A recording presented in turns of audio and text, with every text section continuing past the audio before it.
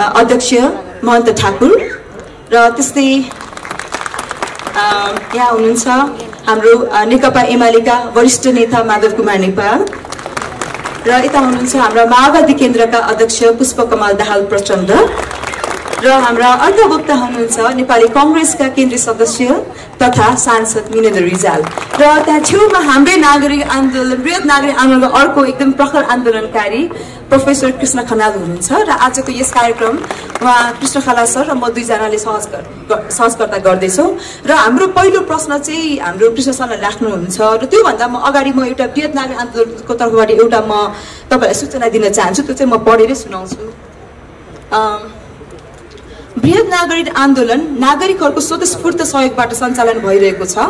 यहाँहरूको सम्पूर्णको सहयोग बिना कार्यक्रम सञ्चालन गर्न अप्ठ्यारो छ। त्यसैले हाम्रा साथीहरू डोनेसन बक्स जुन यहाँ अगाडि छ लिएर तपाईहरू समक्ष आउनुहुनेछ। कृपया आफ्नो इच्छा अनुसार गच्छे अनुसार सहयोग गरिदिनु होला। सो यो डोनेसन बक्स तपाईँहरू सबैको समक्ष आउँछ, सहयोग गरिदिनु होला। र अब हाम्रो कृष्ण खनाल सरले पहिलो प्रश्न राख्नुहुन्छ। धन्यवाद दोकानजी।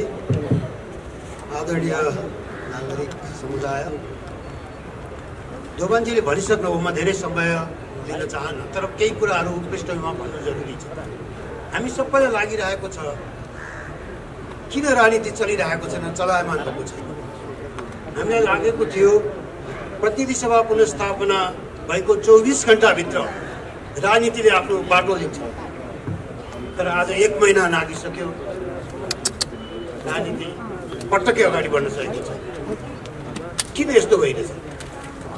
उहाँहरू आदरणीय नेताजीहरू लागिरहनु भएको होला, प्रयत्न गरिरहनु भएको होला, तर त्यसको परिणाम हामीले देख्न पाइरहेको छैन। हामी सुन्छौँ बाहिर कहिलेकाहीँ 1 हप्ताभित्र 24 घण्टाभित्र राजनीतिले कायापलट गर्छ। हाम्रै आफ्नै देशमा पनि 24 घण्टाभित्र राजनीतिले कायापलट गरेका उदाहरणहरू छन्। त्यसको नेतृत्व यहाँहरूले नै गर्नुभएको छ विगतका दिनहरूमा। आज यो किन अगाडि बढ्न सकेको छैन? किन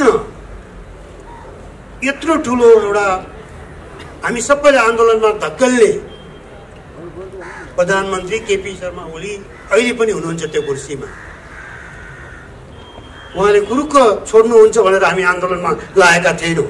संसद पुनर्स्थापना भएपछि संसदले उहाँलाई कठालो समातेर निकाल्छ भन्ने हाम्रो अपेक्षा थियो। तर आज पनि फेरि प्रधानमन्त्री को छ भन्नु पर्दाखेरि उनकै नामले हामी बाध्य छौँ। हामी विस्मयमा छौँ। यत्रो ठुलो आन्दोलन गरेर एउटा जुन हौसला र विजयोत्सव हुनु पर्थ्यो, मुलुकले नयाँ गति लिनु पर्थ्यो, आज हामी विस्मयमा छौँ। के भएको यो भनेर बुझ्न सकेनौँ। 1 महिना नाग्यो। नागरिक आन्दोलनमै लागेका कतिपय साथीहरूलाई, अग्रपङ्क्तिमा भएका साथीहरूलाई बाटोमा अरू साथीले, नागरिकहरूले प्रश्न गर्न थाले, के गर्यो नागरिक आन्दोलन, कोही के भयो, कहाँ पुग्यो राजनीति भनेर। हामीसँग पनि त्यसको उत्तर छैन। अनि हामीले सोच्यौँ हाम्रो आदरणीय नेताहरूलाई नै हामीले एकपटक बोलाउनु पर्दछ। हामीले मात्रै कुरा गरेर पुग्दैन। एउटा खुला आकाश मुनि सबै नागरिकका बीचमा कुरा गर्नुपर्दछ भनेर आज यो आयोजना गरेको। त्यसैले हाम्रा केही प्रश्न छ। प्रश्न मात्रै होइन, हामीले देखेका कुराहरू किन भएनन्? यतिखेरसम्म प्रधानमन्त्री केपी ओली हटिसक्नु पर्थ्यो, किन हटेनन्? यतिखेरसम्म माओवादी केन्द्र भइसक्यो। अब हिजो त थिएन, आन्दोलन गर्दा त नेकपा नै थियो। तपाईँहरूले 2 हप्ता गुमाउनु भयो। 2 हप्ताभित्र जति बल रोल गर्न सक्थ्यो राजनीतिको अदालतले बाजी मारिदियो। तपाईँहरूलाई दायाँ बायाँ पाखा लगाइदियो। त्यो त गइसक्यो। तर माओवादी केन्द्र अहिले कुन आधारमा समर्थन जारी राखिरहेछ? तपाईँहरू प्रश्न त गर्नुहुन्छ केपी ओलीको नैतिकतामा। तपाईँहरूलाई नै हामीले किन नसोच्ने कुन नैतिक आधारमा समर्थन जारी छ?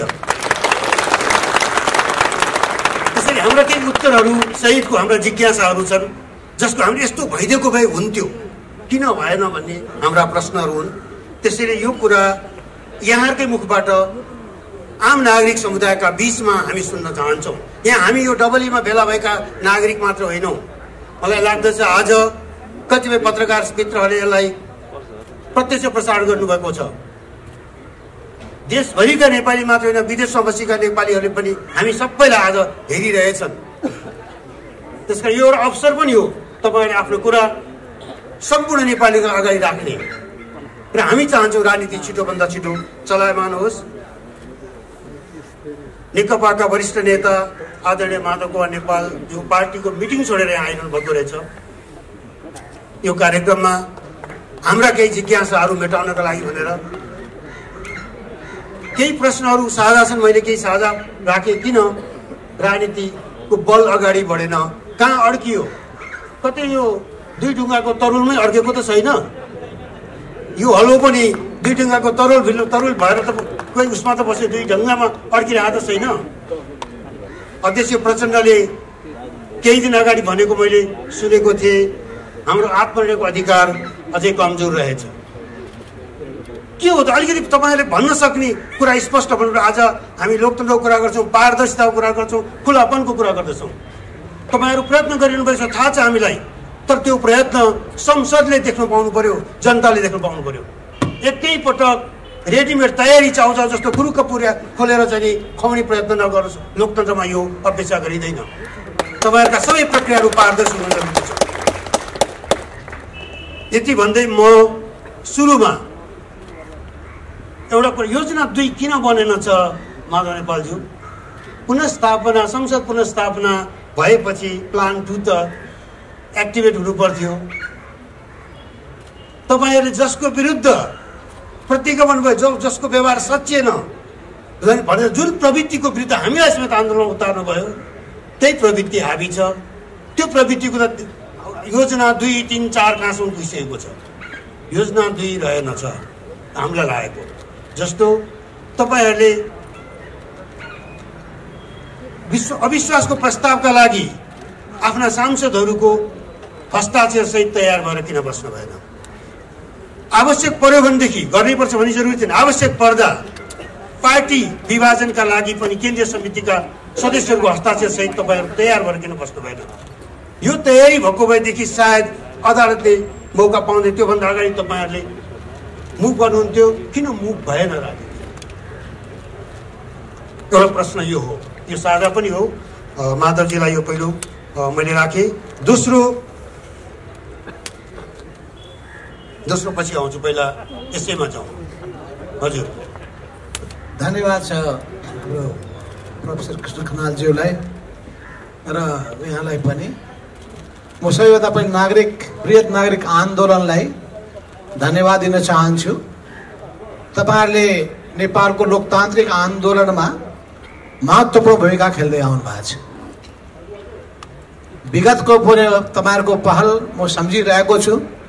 विगत समयमा 2062-63 को आन्दोलनको बेलामा तपाईँहरूले लिनुभएको पहललाई, सक्रियतालाई, पार्टीलाई पनि घचघच्याउने, आन्दोलनको मैदानमा उत्रिनका लागि ललकारने जुन भूमिका खेल्नुभयो त्यो बडो सराहनीय थियो। र त्यतिखेरको डबलीमा म स्वयं पुगेको थिएँ र नेपाली कांग्रेसका अध्यक्ष गिरिजाप्रसाद कोइरालाजी पनि हुनुहुन्थ्यो। हामी दुवैजना त्यहाँ आमन्त्रित थियौँ र तपाईँहरूको एक पछि अर्को त्यो प्रश्नको जुन तीर थियो हामीतिर सोझिएको थियो। तर राम्रो गर्यो, के राम्रो गर्यो भने हामीलाई त्यसले उत्प्रेरित गर्यो, हामीलाई चुनौती स्वीकार्य छ भन्ने भावनामा पुर्यायो। र त्यसपछि देशव्यापी रूपमा आन्दोलनको हामीले आधी बेहेरी सृष्टि पनि गर्यौँ। त्यहाँबाट म लगत्तै फुटबलको पहिलो विशाल जनसभा, विरोध सभाको मैले सम्बोधन गरेँ र त्यसले देशव्यापी रूपमा तरङ्ग पैदा गर्यो। गणतन्त्र विरोधी आन्दोलन एउटा नयाँ उचाइमा पुगेको थियो। र यसपटक पनि अहिले गणतन्त्रको पक्षको आन्दोलन, राजतन्त्र विरोधी आन्दोलन, ज्ञानेन्द्रको तानाशाही र 2000 वर्षको सामन्ती शासन र 250 वर्षको शाही वंशलाई समाप्त गर्ने आन्दोलनको बिगुल त्यहाँबाट हामीले फुकेका थियौँ। र यसपटक पनि तपाईँहरू जसरी लोकतन्त्रको रक्षा गर्नका लागि, संविधानको रक्षा गर्नका लागि, संघीयताको रक्षा गर्नका लागि, समावेशितालाई रक्षा गर्नका लागि जसरी तपाईँहरूले दुःखका साथ भन्नुपर्छ, अहिलेका हाम्रा पार्टीका अध्यक्ष केपी शर्मा ओलीजीबाट जुन प्रतिगमनकारी कदम चालियो त्यसको विरुद्धमा तपाईहरु संघर्षको मैदानमा हुनुहुन्थ्यो। आज म बडो अप्ठ्यारो महसुस गर्दैछु, त्यही पार्टीमा मलाई फेरि सर्वोच्च अदालतले घोक्र्याएर पठाइदिएको छ। सर्वोच्च अदालतले बडो विचित्रको फैसला गरेको छ। दुईटा पार्टीहरूले स्वतन्त्रताका साथ, स्वायत्त पार्टीहरूले निर्भीकताका साथ निर्णय गरे कि हामी एकताबद्ध हुन्छौं भनेर। एकताबद्ध हुन्छौं भनेपछि एकताबद्ध भए। एकताबद्ध भइसकेपछि निर्वाचन आयोगले प्रमाणित पनि दियो, दर्ता प्रमाणपत्र प्रदान पनि गर्यो, नेपाल राजपत्रमा प्रकाशित पनि भयो। त्यसपछि दुईटै राजनीतिक दलहरू एकताबद्ध भएर नेपाल कम्युनिस्ट पार्टी नेकपा बन्यो। त्यसले सबै हिसाबले वैधानिकता प्राप्त गरिसकेपछि 200 भन्दा बढी उपनिर्वाचनहरू भए अनि त्यसका अलावा थुप्रै गतिविधि भए। त्यसपछि सर्वोच्चले भन्छ त्यो बेलामा गरिएको एकतालाई हामी मान्दैन। कस्तो विचित्रको कुरा! यो त कस्तो भयो भन्दाखेरि कति मिल्छ थाहा छैन। दुईटाले तय गरे अब हामी बिहा गर्छौं। श्रीमान र श्रीमतीले बच्चा जन्माए, जन्माएको बच्चा पनि मान्दिन, बिहा पनि मान्दिन भने जस्तै भयो। अब सर्वोच्चको फैसला छ पुरानो ठाउँमा फर्क। हामी पुरानो ठाउँमा फर्किन खोजिरहेका छौं, तर विडम्बना छ। यहाँ भन्न पनि मलाई कस्तो गाह्रो छ भन्दाखेरि यो पार्टी भित्रको कुरा डब्लीमा आएर भन्यो माधव नेपालले भने फेरि अर्को आरोप लाग्ला। त्यसपछि कुन दिन मलाई घोक्र्याएर त्यहाँबाट पनि निकाल्दिने स्थिति बन्यो। र त्यस्ता कुरा डराउने वाला माधव नेपाल होइन। त्यस्ता कुराबाट तर्सिने मान्छे माधव नेपाल होइन। किनभने यो आन्दोलनको बीजारोपण गर्ने र पार्टीको बीजारोपण गर्ने मान्छे हो। त्यसले पनि मलाई कन्फिडेन्स दिएको छ। यो देशका धेरै आन्दोलनमा म प्रत्यक्ष रूपमा सहभागी भएको छु। समय कम छ, त्यसैले म धेरै लामो कुरा के भन्न चाहन्न भन्दाखेरि मलाई बडो गाह्रो के भएको छ भने पार्टी अन्तर पार्टी भित्रका कुराहरू गर्दाखेरि तपाईहरु मध्ये नै पर्ला किन यहाँ कुरा यहाँ कोट्याउनु भयो भन्नुभएको होला। नभने हुन्थ्यो नि, पार्टी भित्रै गएर भने हुन्थ्यो नि भन्नु होला। पार्टीमा त ढोका बन्द गरिदिएको छ। सर्वोच्च अदालतले भन्यो 2075 साल जेठ 3 गते पार्टी एकता भन्दा पहिलेको अवस्थामा दुईटै पार्टीहरू फर्क। र हामी के भनिरहेका छौं भने 2075 साल जेठ 2 गतेको अवस्थामा पार्टीलाई फर्काऊ। पार्टीको पुरानो संगठनात्मक संरचनालाई, त्यसको राजनीतिक धारणालाई, त्यसका नेतृत्वलाई, पदाधिकारीलाई, त्यसको सदस्यलाई यथावत रूपमा स्वीकार गराऊ। तर बडो विडम्बना भन्नुपर्छ, हाम्रा प्रधानमन्त्री केपी ओलीजीले बालुवाटारमा गोप्य रूपमा एउटा विशेष भेला बोलाउनु भयो। हामी कसैलाई मसँग जोडिएका महाधिवेशनमा प्रतिस्पर्धामा उत्रेर उहाँलाई मतदान नगरेका जति सबैलाई उहाँले बाइकाट गर्नुभयो, माइनस गर्नुभयो। र एक अचानक विशेष बैठकको नाउँमा 10औं बैठक 11औं बैठक एकै दिनमा आयोजना गरेर हामीलाई 12 गतेको बैठकमा टेलिभिजन मार्फत हामीले संवाद पठाउनु। हामीले भने हुँदैन, विधि विधानको पालना गर्नुपर्छ। लोकतन्त्रका मूल्य र मान्यता भनेका के हुन्? विधिको शासन हो। त विधिको शासन पार्टी भित्र पनि लागू हुन्छ, देशमा पनि लागू हुन्छ र समाजमा पनि लागू हुन्छ। र यो तीनटै ठाउँमा लागू गर्ने सिद्धान्तको प्रतिपादन गर्नुभएको थियो मदन भण्डारीले। जनताको बहुदलीय जनवाद भने त्यो पार्टीको पनि लोकतान्त्रिकरणको सिद्धान्त थियो, त्यो राज्य सत्ताको पनि लोकतान्त्रिकरणको सिद्धान्त थियो, त्यो समाजको पनि लोकतान्त्रिकरणको सिद्धान्त थियो। त्यसको पालना नभइरहेको देख्दाखेरि म आफै पनि चिन्तित छु। यस अर्थमा तपाईले भन्नुभयो कि अर्को जुन कदम कस्तो हुनु पर्दछ, अर्को कदम स्वाभाविक लाग्न सक्दछ अब सरकारबाट हटिदिए हुन्थ्यो भन्ने होला। तर राजनीति सरल रेखाले अगाडि बढ्दैन, सोचे जस्तो हिसाब किताब गरेर पनि हुँदैन। अनेक यहाँ दाउ पेचहरू भइरहेका छन्, यतिकै यहाँ जन्मेका छैनन्। अनेक चाणक्यका नीतिहरू लागू भइरहेका छन्, यतिकै जन्मेका छैनन्। गोयबल्स शैलीको प्रयोग भइरहेको छ। यी सबै कुरालाई ध्यानमा राखेर, सबै दाउ पेचलाई ध्यानमा राखेर राजनीति गर्नेले, संगठन चलाउनेले विचार पुर्याउनु पर्छ। त्यसमा पनि राजनीतिक शास्त्री हाम्रा प्रोफेसर साहबलाई त 1 से 1 थाहा छ, कूटनीतिका कुरा पनि थाहा छ। तैपनि अब नागरिक समाजमा जोडिसकेपछि कुरा कोट्याइहालौँ, यिनीहरू कहाँ खुस्किहाल्छन्, बोल्दिहाल्छन् भन्ने लागेको होला। बडो गाह्रो छ। त्यसो हुनाले चाहिँ म यति मात्रै भन्न चाहन्छु। एउटा थप्लो खोजेँ। हजुर, तपाईँहरूको पार्टीको विधानले कुनै बाटोमा पुर्यायो जस्तो लाग्दैन अहिले। विधान त अध्यक्षले बिचिसकेका छन्, त्यसैले राजनीतिक निर्णयको आवश्यकता छ। यदि विधानको आफ्नो ठाउँमा महत्त्व होला, तर अहिले तपाईँहरूको खास गरेर अदालतको फैसलापछि आएको पुनर्जीवित भएको नेकपा एमाले विधानले मात्रै अब निकासमा पुग्दैन होला, कठोर राजनीतिक निर्णयको आवश्यकता छ। त्यसका लागि तपाईँहरू तयार हुनुहुन्छ कि? मैले त हिजै त्यो संसदीय दलको बैठक बालुवाटारमा जान नभनिसकेँ। स्पष्टीकरणको जवाबमा प्रत्युत्तर स्पष्टीकरण पनि सोधिसके। त्यसो हुनाले जानुहुन्छ कि जानुहुन्न भन्ने कुरा त लक्षणैबाट थाहा हुन्छ। त्यसो हुनाले म यति मात्रै भन्न चाहन्छु, सबै चुनौतीको सामना गर्नका लागि म तयार छु। र फेरि अघि मलाई हिजो नारायणजीले भन्दै हुनुहुन्थ्यो नागरिक आन्दोलनमा आउनुहोस् न त अब भनेर। मैले अहिले यो उमेर भइसकेको छैन होला। तपाईँहरू पनि सहयोद्धा नै हो, समाज परिवर्तनको सहयोद्धा नै हो, समाजमा संस्कार बसाल्ने, मूल्य र मान्यताको रक्षा गर्ने अभियन्ताहरू हो र हामी पनि त्यही कामको निम्ति लागौँ भनेर तपाईँहरूको चाहना पनि हो। यस अर्थमा तपाईँहरू हाम्रो कुरा धेरै कुरा मिल्छ। तर हामी राजनीतिक हिसाबले जनतालाई गोलबन्द गर्न चाहन्छौँ र राजनीतिक पार्टी चाहिन्छ, किनभने बहुदलीय व्यवस्था हो। त्यस हुनाले बहुदलीय व्यवस्थामा पार्टी चाहिने भएको हुनाले यो पार्टी र यो पार्टी सङ्गठनबाट र पार्टी आन्दोलनबाट मैले अहिले खुट्टा कमाएर भाग्नुपर्ने अवस्था आइसकेका छैन। कस्तो कस्तो ज्यान भएका मान्छे त लागेका छन् भने अझै मेरो ज्यान तगडै छ, मेचीदेखि महाकालसम्म हिँड्न सक्छु। प्रश्न अर्को थपौँ माधवजी, यसैमा थप्छु म अर्को एउटा प्रश्न। नेपालमा कम्युनिस्ट आन्दोलनको कुरा मलाई भन्दा बढ्दा तपाईँ आफै थाहा छ। तपाईँ आफै त्यसको एउटा मेजर एक्टर हो।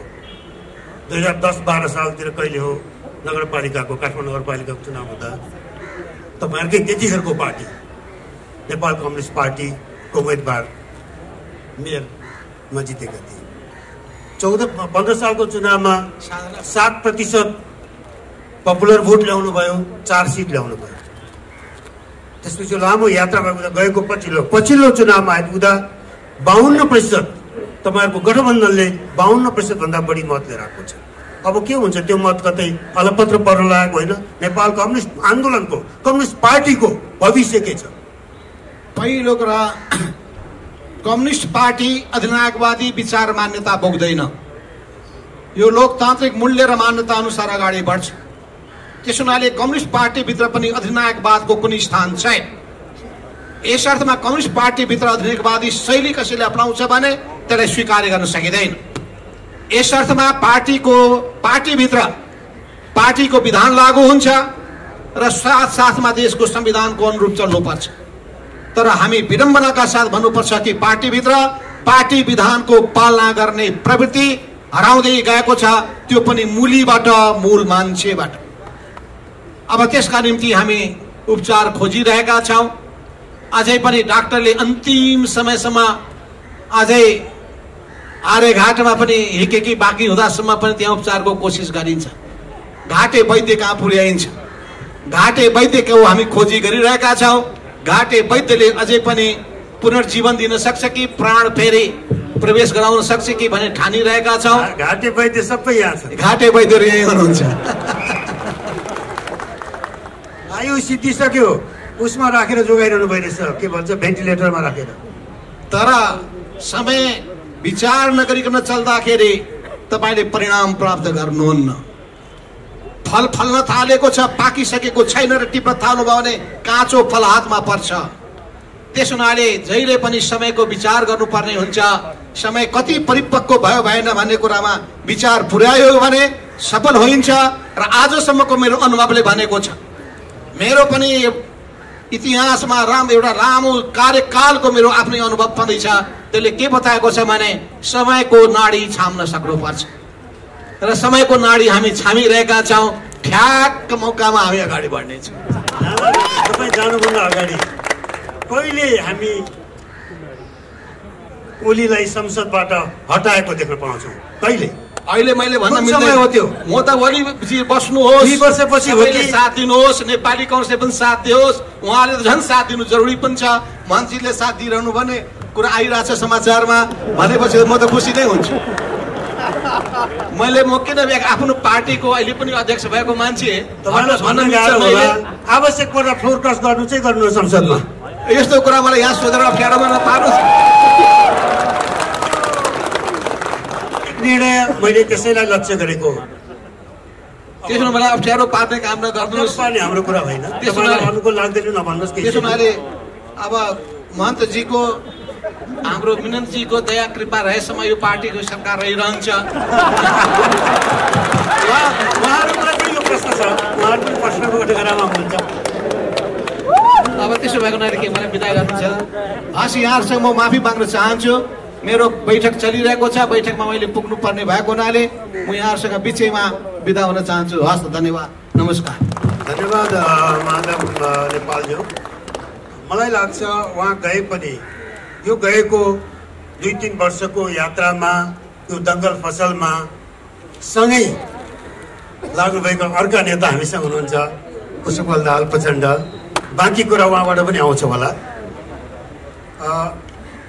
फेरि अब म तपाईँसँगै आउँदैछु केही प्रश्न लिएर। फेरि यो योजना 2 किन बनेन? माधवजीले त्यसको प्रश्न उत्तर दिनु भएन कि सोचे नै भएको थिएन संसद पुनर्स्थापना हुन्छ भनेर। एउटा यो। दोस्रो, यो कोठाभित्रको पोस्टभित्र नेकपा त सिद्धियो, तपाईँहरूले चाहेर पनि अब त्यो छैन। अनि किन यो समर्थन जारी छ? अनि हामी सुन्दछौँ, यसलाई मैले अलिकति व्याख्या गर्नु जरुरी छ। हामी सुन्दछौँ तपाईँहरूलाई पनि एउटा डर छ अरे समर्थन फिर्ता लिन तपाईँहरूलाई अप्ठ्यारो चाहिँ लिनुहुन्छ, त्यो हामीले बुझेका छौँ। तर ओलीजीको पार्टी नेकपा एमाले ठुलो दलका हिसाबले प्रधानमन्त्री कायम रहन्छन्, विघटन गरेर फेरि जान्छन्। सर्वोच्च अदालतको फैसलाको 15 पृष्ठ नपरे पनि त्यसका महत्त्वपूर्ण 2-4 पृष्ठ त पक्कै पढ्नु भएको होला। त्यो फैसलाले एकैपटक जम्प गरेर 76-60 मा जाने बाटो दिएको छैन। विकल्पहरू सबै प्रयोग गरिसकेपछि अन्तिम विकल्प, चौथो विकल्पको प्रयोगपछि मात्रै विघटन भनेर प्रश्न लेखेको छ। मलाई लाग्छ तपाईँहरूले फिर्ता उनी बहुत ठुलो दलका हिसाबले अल्पमतमा पुग्ने बित्तिकै विघटनमा जान सक्दैनन्। यो भ्रम, यो डर हामीले पाल्नुपर्ने जरुरी छैन। अर्को कुरा हामीले नबुझेको, तपाईँले समर्थन फिर्ता लिने बित्तिकै त्यो बल रोल हुन्छ। अनि मन्दजीहरूको अगाडि पनि प्रश्न आइपुग्दछ, मेननजीहरूको अगाडि पनि प्रश्न आइपुग्छ, माधवजीहरूको अगाडि पनि प्रश्न आउँछ, त्यो बललाई अगाडि बढाउने कि नबढाउने भनेर। सुसाइड गोल गर्ने हो कि साँच्चै गोल गर्ने हो भन्ने कुरा माधवजीहरूसँग पनि पर्दछ। त्यतिखेर मैले फ्लोर क्रस त्यस अर्थमा सोधेको थिएँ, तर उहाँ गइसक्नुभयो। तर मलाई लाग्दछ यो कुरा कतिपय उहाँका मित्रहरू यहाँ पनि हुनुहुन्छ होला, पछि पनि संवाद होला। एउटा यो ढिलो हुँदाखेरि प्रधानमन्त्री ओलीलाई अरू थप षड्यन्त्र गर्ने बाटो मिलेको छ। तपाईँहरूको आफ्नो हिसाबबाट हेर्दाखेरि ठिक होला, सबै तयारी गरेपछि झट्टै एकपल्ट हान्छौँ भनेर चकमा तपाईँहरूले होइन उनीहरूले दिँदैछन् है। हेर्नुहोस्, त्यसैले हाम्रो सोचाइमा चाहिँ हामी नागरिकहरूलाई के लागेको छ भनेदेखि समर्थन फिर्ता हुने बित्तिकै यो हलो अड्किँदैन थियो, हलो अगाडि बढ्थ्यो कि जस्तो लाग्दछ। प्रचण्डजी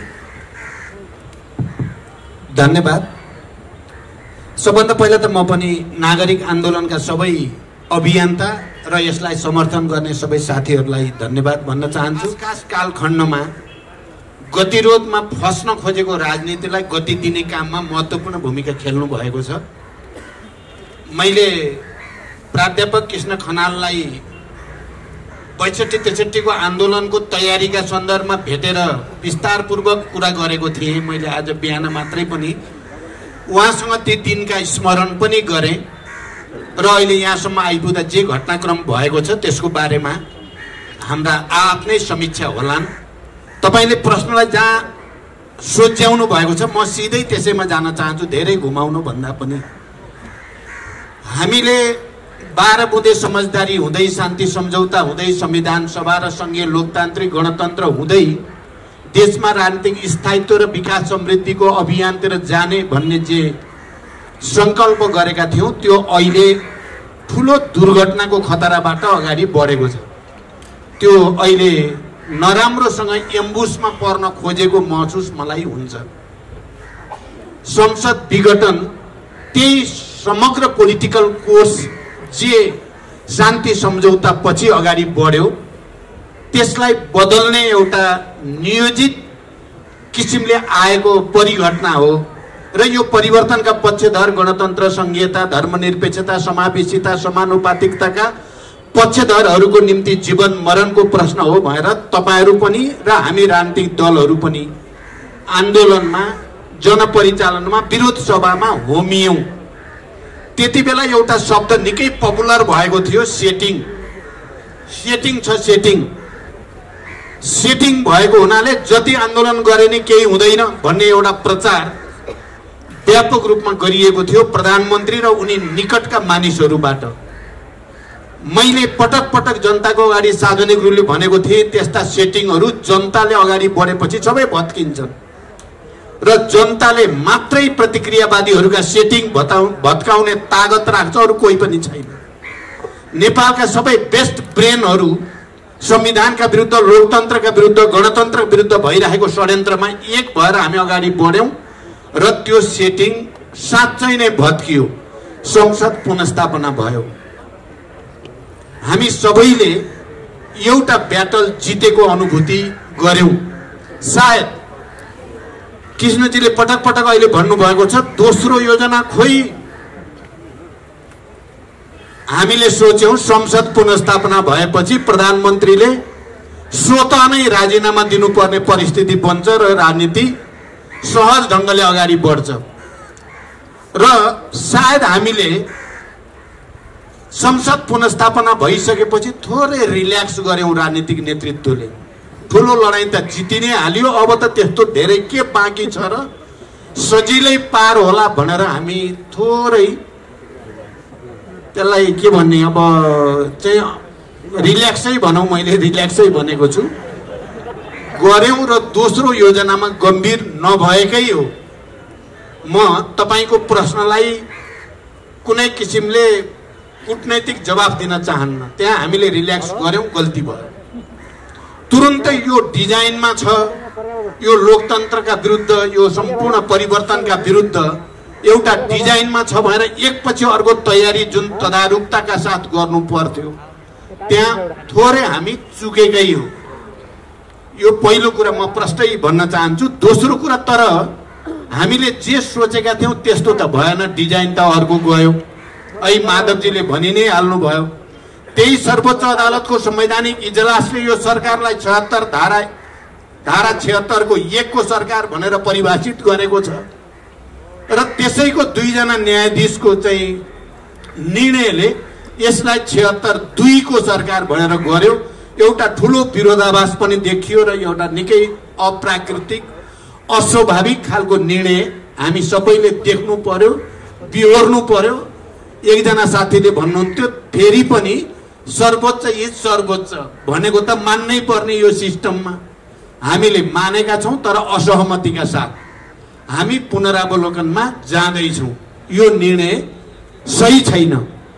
यसले प्राकृतिक उसलाई पनि, न्यायालयको स्वतन्त्रतालाई पनि, इजलासका बीचको अन्तर्विरोधलाई पनि उजागर गरेको छ। यसलाई करेक्सन गरिनु पर्दछ भनेर तपाईले मलाई सुरुदेखि पनि इंगित गर्न खोज्नु भयो सरकारको समर्थन फिर्ताको सम्बन्धमा।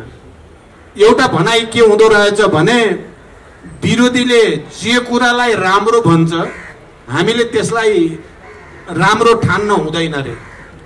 विरोधीले जेलाई नराम्रो भन्छ त्यसलाई हामीले सकारात्मक ढंगले हेर्नुपर्ने हुन्छ। म यसलाई दुई भागमा बाँडेर हेर्ने गरेको छु। अहिले भर्खरै माधवजीले पनि संकेत गर्नुभयो, सम्भवतः मिनेन्द्रजीले पनि संकेत गर्न सक्नुहुन्छ। हामीलाई एउटा हिजो असंवैधानिक र अलोकतान्त्रिक कदम भनेर सडकमा भएका साथीहरूले भनेर चाहिँ जबरजस्त दबाव छ म माथि, जबरजस्तै छ। यो मैले नाम चाहिँ भन्दिन कसैको, हत्तरपत्त समर्थन फिर्ता लिइस् भन्दा झन् उल्टो पर्छ है भन्ने छ। र मैले भनिराखेको छु नैतिक र राजनीतिक ढङ्गले म अब धेरै दिन पर्खिन सक्दिनँ। मैले जुन सरकारलाई प्रतिगामी भनेको छु त्यसलाई मैले समर्थन गर्न सक्दिनँ, चाहे राजनीति जतासुकै जाओस्। मैले मेरो राजनीति र मेरो नैतिकतालाई मैले बचाउनु पर्दछ। म केही दिनभित्र नै त्यो प्रक्रिया अगाडि बढाउँछु। तर मेरो कोसिस के हो त भने कमसे कम यो परिवर्तित परिस्थितिमा प्रमुख राजनीतिक दलहरू जसले प्रधानमन्त्रीको कदमलाई असंवैधानिक र अलोकतान्त्रिक भनेर सडकमा गयौं, ती राजनीतिक दलहरूको बीचमा अबको निकासबारे एउटा न्यूनतम सहमति र समझदारी होस्, अविश्वासको प्रस्ताव दर्ता गर्ने र समर्थन फिर्ता सँगसँगै होस् भन्नको निम्ति मात्रै मैले दारा किटेर समर्थनलाई 1-2 दिन रोकेको मात्रै हो। यो भन्दा बढी केही पनि होइन। मेरो सिधा भाषा यही हो। धन्यवाद। धन्यवाद। खुसी लाग्यो तपाईले प्रश्न भन्नुभयो। अब यो समर्थन धेरै दिन टिक्दैन। यो त भोलि नै हट्टे फिर्ता गरे पनि हुन्छ जस्तो लाग्छ हामीलाई। म राजनीति शास्त्रको विद्यार्थी, तपाईहरू राजनीति गरिरहनु भएका मान्छे। हामीले बाहिरबाट हेर्दाखेरि के देख्छौँ, तपाईले फिर्ता लिने बित्तिकै जसपा कर्नरमा पर्छ, नेपाली कांग्रेस कर्नरमा पर्छ, त्यो ओली विश्वासको मत दिन बाध्य हुन्छ। कुनै आफू खुसी विश्वास मत दिन जाँदैन। अविश्वासको प्रस्ताव लैजान सक्ने अहिले मैले वातावरण देखिरहेको छैन। पछि भन्नु होला मेननजीले नेपाली कांग्रेसका केन्द्रीय समितिले नै होइन तपाईँ अगाडि बढ्नुहोस् भनेर भावी प्रधानमन्त्रीका रूपमा आफ्नो सभापतिलाई तयारीको लागि साथ दिएको। उहाँले भनिदिनु भयो कांग्रेस अविश्वासको प्रस्ताव पनि लैजाँदैन, सरकारमा पनि जाँदैन, विपक्षमा पर्छ। ठिक छ, त्यो कांग्रेसको कुरा हो। तर विश्वासको मतमा मतदान गर्ने बेलामा त कांग्रेसले पक्कै गर्न सक्दैन होला नि मतदान। जसपाले गर्न सक्दैन होला। अहिले बाहिर चर्चा छ, हामी मिडियामा पढ्छौँ सुन्छौँ बेला बेलामा कि जसपाको खास गरी अझ आदरणीय महन्त ठाकुरजीकै लाई अगुवार अगाडि देखाएर बलवटारमा निकै बाक्लो छलफल हुन्छ। तपाईहरुका आफ्ना मागहरू छन्, त्यसमा हाम्रो कुनै विमति छैन। तर के अहिले बलवटारबाट त्यो माग पूर्ति होला? 18 महिना 2/3 सरकारको नेतृत्व गरे केपी ओलीले उपेन्द्र यादव उप प्रधानमन्त्री हुँदाखेरि मुद्दा त त्यतिखेरै थियो, त्यसपछि जन्मेका मुद्दा होइन। कहाँ गए ती मुद्दा आज? त्यसैले अहिले हुन्छ भन्दाखेरि कता कताले बेमौसमको यो कुरा आइरहेछ कि भनेर हामीलाई लाग्न थालेको छ। तपाईहरुको उद्देश्य, तपाईहरुको आफ्ना मागको प्रतिबद्धतामा हाम्रो प्रश्न होइन। तर व्यवहारका कुराहरू हेर्दाखेरि अलिकति हामी नागरिकहरूले होइन राजनीतिमा जे पनि सम्भव छ भनेर स्कुलमा त पढिन्छ, तपाईले पनि पढ्नु होला IPM मा पढ्दाखेरि राजनीतिमा जे पनि सम्भव छ भन्ने कुरा। त्यो के जे पनि सम्भव छ हुँदाखेरि फेरि ओलीकै चाहिँ राज सम्भव छ? अलिकति हामीलाई प्रस्ताइदिनुहोस् के गर्छ जसपाले अब? अघि उहाँले भन्नुभयो कि हामी त तयार छौँ, समर्थन अहिले फिर्ता लिन पनि तयार छौँ, तर त्यसपछिको बाटो अलिकति सुनिश्चित भएको देख्न चाहन्छौँ। त्यो सुनिश्चित गर्न त्यतिखेर हुन्छ जब जसपा र नेपाली कांग्रेस पनि यो विषयमा सहमत हुन पुग्दछ। महन्तजी, परिस्थिति उहाँहरूको आपसी विग्रहको कारणले भएको हो। अब उहाँहरूको आपसी लडाइँमा, पार्टीको भित्रको लडाइँमा हामीले के गर्ने हो? यो मेरो प्रश्न हो। यो अहिलेको परिस्थिति त उहाँहरूको कारण नै उठेको हो। त्यसै कारण सेटल त उहाँहरूले पहिले गर्नुपर्ने हो। र जहाँसम्म हाम्रो मुद्दाको प्रश्न छ, सबै प्रधानमन्त्रीसँग हाम्रो चाहिँ लिखित, ओलीजी बाहेक लिखित भएको छ 3 मुद्दा जो आन्दोलनमा परेर आन्दोलनकारी, मधेस आन्दोलन, थरवट आन्दोलन, यसमा परेका जेलमा जुन परेका छ तिनीहरूको रिहाई गर्ने, मुद्दा फिर्ता लिने र त्यस बापत उहाँहरूलाई समर्थन गरिदिने सरकार बनाउने बेलामा। अहिले त त्यो पनि छैन। हामीले कुनै उहाँसँग कुनै लिखित सम्झौता पनि गरेको छैन, कुनै वचन पनि दिएको छैन। हाम्रो मुद्दा छ उहाँले भन्नुहुन्छ कि प्रधानमन्त्रीले कि म गर्न सक्ने जति गर्छु गरेर देखाइदिनुस्। त्यसपछि प्रश्न उठ्छ कता जाने हो के गर्ने हो।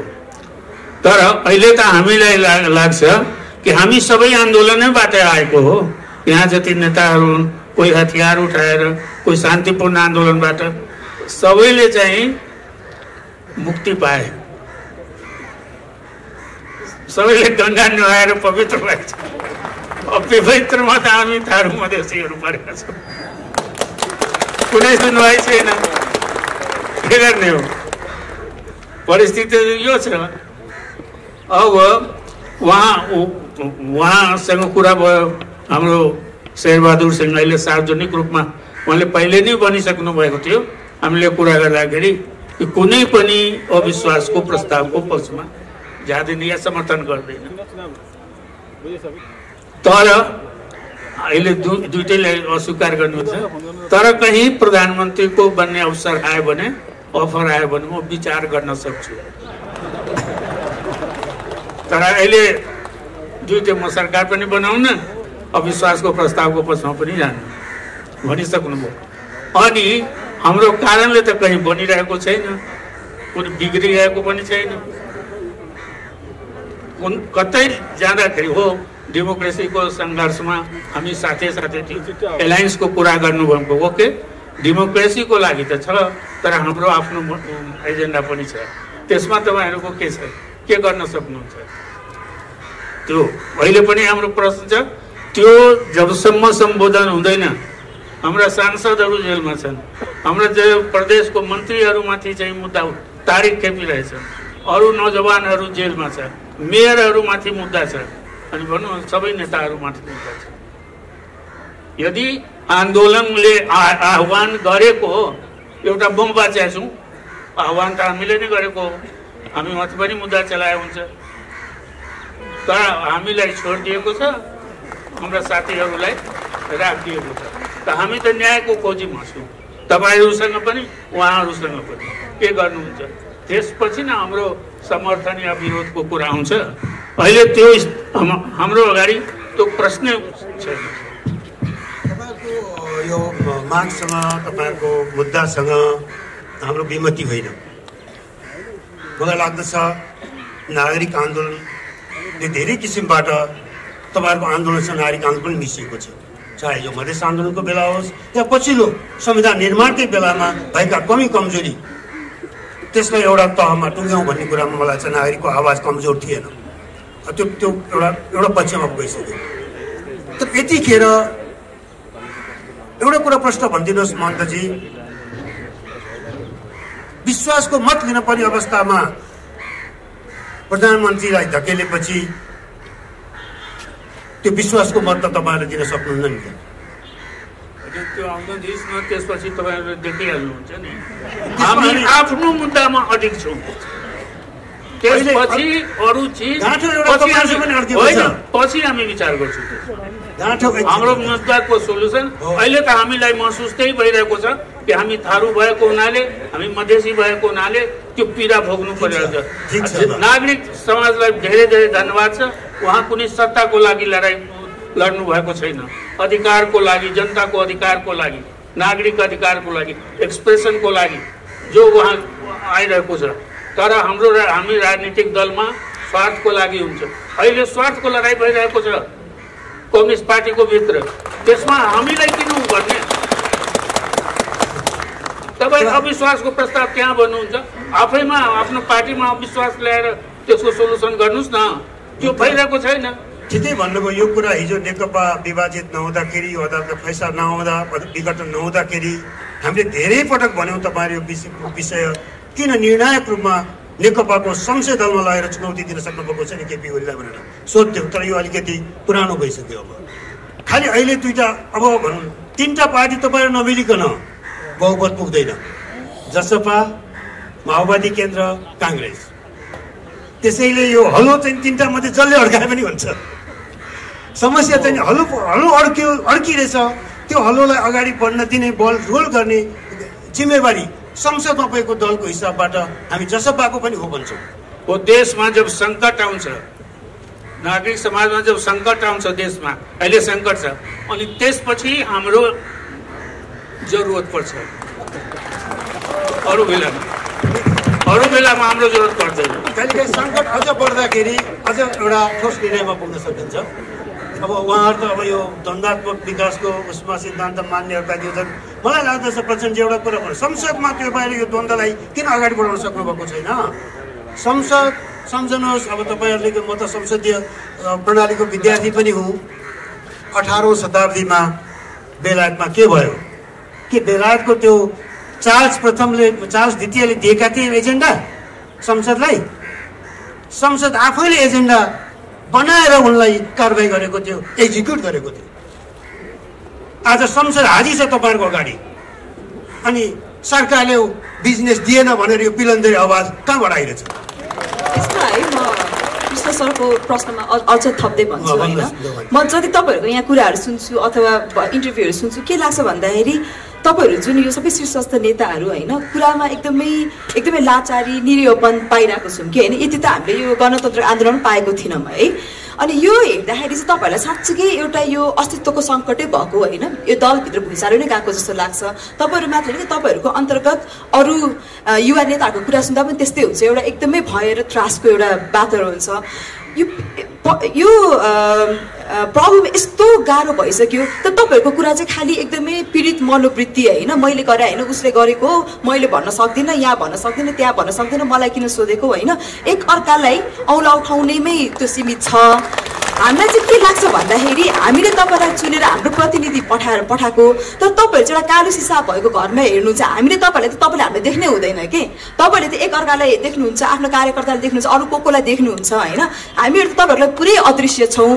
त्यो हिसाबले चाहिँ जुन राजनीतिक नेतृत्वसँग हामीले अभिभावकत्वको एउटा हामीले आशा गरेको छौँ होइन, हामीलाई चाहिँ यस्तो राजनीतिक अनाथ जस्तो हामीलाई महसुस हुन्छ कि। सो यो समस्या यस्तो भएको बेलामा चाहिँ तपाईँहरूले चाहिँ अब अहिले यस्ता तपाईँहरूको हाम्रोमा चाहिँ तपाईँहरूको आफ्नै अस्तित्वको सङ्कट भयो, लोकतन्त्रको सङ्कट हो नि त। यो बेलामा चाहिँ तपाईँहरूले फेरि त आधा कुरा गर्ने, घुमाउरो कुरा गर्ने, साङ्केतिक कुरा गर्ने होइन, एक अर्कालाई दोषारोपण भन्दा पनि अब चाहिँ प्रत्यक्ष आएर खुल्ला छताछुल्लो भएर जनतासँग प्रष्ट कुरा गर्नुपर्ने होइन र? तपाईँभन्दा अलिक अगाडि म मेकेन्जीलाई यो कुरा गर्न चाहन्छु।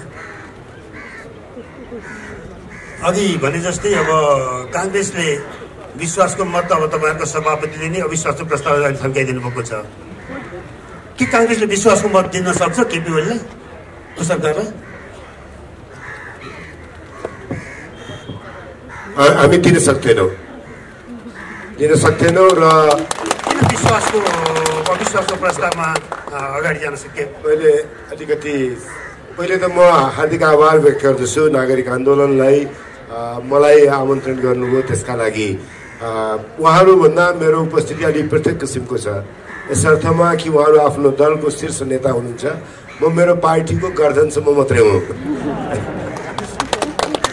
तर मेहनत गर्दनमाथिको शिर पनि, गर्दनले सोचेकै बाटोबाट हिँड्न सकोस् भन्ने प्रयत्न जारी छ। म त्यता अब गइनँ। मैले अर्को कुरा तपाईँहरूसँग राख्ने, आज तपाईँहरू जुन नागरिक आन्दोलनमा हुनुहुन्छ त्यसलाई राजनीतिको ठाउँबाट सँगै लामो समयदेखि लिएर हिँडेको एकजना नेता हाम्रो पार्टीको हिजो दिवंगत हुनुभयो, अहिले उहाँको अन्त्येष्टिको कार्यक्रम भइरहेछ, नवीन्द्र राज जोशी। त्यो बेलामा म यहाँ बसेर तपाईँहरूसँग कुराकानी गर्दा कहीँ न कहीँ नवीन्द्रजीलाई बिदा गर्दा, मभन्दा सानो उमेरको मानिस, मभन्दा पछाडि हुनुहुन्थ्यो त्रिचन्द्र कलेजमा, उहाँलाई बिदा गर्दाखेरि एउटा अर्को खालको मन पनि लागिरहेछ र कता यो आन्दोलनलाई लामो समयदेखि र नेपालको लोकतान्त्रिक आन्दोलनलाई हामीले कसरी हेर्ने त्यतातर्फ सोच्नको लागि पनि नवीन्द्रजीको विदाईले हामीलाई अभिप्रेरित गर्दछ भन्ने मलाई लाग्छ। त्यो तपाईँहरूको अगाडि राख्न चाहेँ मैले। उहाँलाई हामी सबैको श्रद्धाञ्जली छ, मैले तपाईँहरू सबैको श्रद्धाञ्जली यीबाट व्यक्त गर्न चाहन्छु। अब विश्वासको मतको अघि कुरा गर्नुभयो र संविधानको धारा 76 को कुरा प्राध्यापक कृष्ण खनालले उठाउनु भएको छ। म त्यसमा अलिकति प्रवेश गर्न चाहन्छु, किनभने आज हामीहरूलाई तपाईँहरूले देख्दाखेरि केही सन्देश पनि दिइरहनु भएको छ, केही कुरा तपाईँहरूको हामीसँग चित्त बुझाएको छैन। त्यो चित्त नबुझाएको कुरा तपाईँहरूले डबलीमै राखेर हामीलाई सुनाउनु भएको छ, त्यो सुन्नलाई आएको। खासमा भन्ने भने आज तपाईँहरूलाई आफ्ना कुराहरू भन्ने भन्दा पनि तपाईँहरूको कुरा डबलीमा बसेर तपाईँहरूलाई चित्त नबुझेको कुरा मेरो पार्टीलाई हामीहरूलाई चित्त नबुझेको कुरा भन्ने एउटा अवसरका रूपमा पनि यसलाई उपयोग गरौँ भनेर हो। तर मैले तपाईँहरूसँग त्यही साथमा के भन्नुपर्छ भने अघि खनालजीले भने जस्तै प्रधानमन्त्रीजीका लागि प्राप्त हुने कुरामा 76 को उहाँलाई हतार छैन भन्नुहुन्छ। मैले देखेको प्रधानमन्त्रीलाई 76 को 2 मा बसिराख्नु मन छैन। प्रधानमन्त्रीलाई 76 को 3 मा अथवा 5 मा पुग्ने हतार छ। 76 को 5 को पनि उहाँलाई हतार छैन। 76 को 3 भनेको सबैभन्दा ठुलो राजनीतिक दलको नेताका रूपमा विश्वासको मत प्राप्त नगरेर पनि प्रधानमन्त्री हुने र 76 को 5 को प्रधानमन्त्री बहुमतको प्रधानमन्त्री हुन नसक्ने अवस्थामा 76 को 7 को प्रावधानलाई 76 को 3 को प्रधानमन्त्रीले पनि प्रयोग गर्न सक्ने त्यो चाहनालाई उहाँले गम्भीरतापूर्वक लिनु भएको छ र हेर्नु भएको छ र त्यता मुलुकको राजनीति जाओस् भन्ने उहाँको चाहना छ भन्ने हामीलाई लागेको छ। हाम्रो एसेसमेन्ट गलत हुनसक्छ।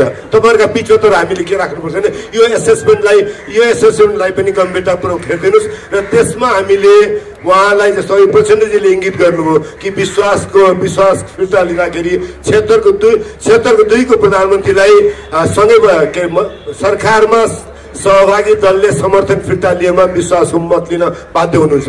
विश्वासको मत उहाँले पाउनुहुन्न। तर आजको दिनमा प्राविधिक रूपमा राजनैतिक रूपमा जे रूपमा भनौँ हामी केपी शर्मा ओलीसँग संसदको बहुमत पनि छैन। केपी शर्मा ओलीको विपक्षमा प्राविधिक रूपमा बहुमत पनि छैन। राजनीतिक रूपमा बहुमत छ, प्राविधिक रूपमा बहुमत छैन। त्यसको राजनीतिक फाइदा लिनका लागि उहाँ बस्नु भएको छ। त्यसलाई हामीले एउटा समयसम्म त्यो फाइदा उहाँले नप्राप्त गर्नुहोस् भन्ने हाम्रो चाहना छ। एउटा समय अघि प्रचण्डजीले भने जस्तै एउटा राजनीतिक निर्णय गर्नुपर्ने समय आयो भने त्यो समयमा हामी तयार छौँ। त्यसैले विश्वासका मतको बारेमा दुविधा नराख्नुहोस् र मैले महन्तजीले भने गएको कुरामा पनि भन्छु कि हामीहरूले कुनै पनि हालतमा प्रमुख प्रतिपक्षी दलले अविश्वासको प्रस्ताव जहाँसुकैबाट जसरी अरिजिनेट भए पनि अविश्वासको प्रस्तावको पक्षमा मतदान गर्छ। किनभने अहिलेका प्रधानमन्त्री भएकै दिनदेखिको हाम्रो विश्वास छैन। अरू दलहरूले त विश्वासको मत हाल्नु होला, हामीले कहिले पनि विश्वासको मत दिएको छैनौँ। त्यसैले हाम्रो अविश्वास उहाँका प्रति कायम छ। त्योभन्दा मैले मिनेन्द्र रिजालले मात्रै भनेको छैन भन्नुहोस्, मिनेन्द्र रिजालले मात्रै भनेको छैन भन्नुहोस्। तर आजको राजनीतिको कठिनाइलाई हेर्दाखेरि 1 नम्बर प्रदेशमा बागमती प्रदेशमा अविश्वासको प्रस्ताव आयो।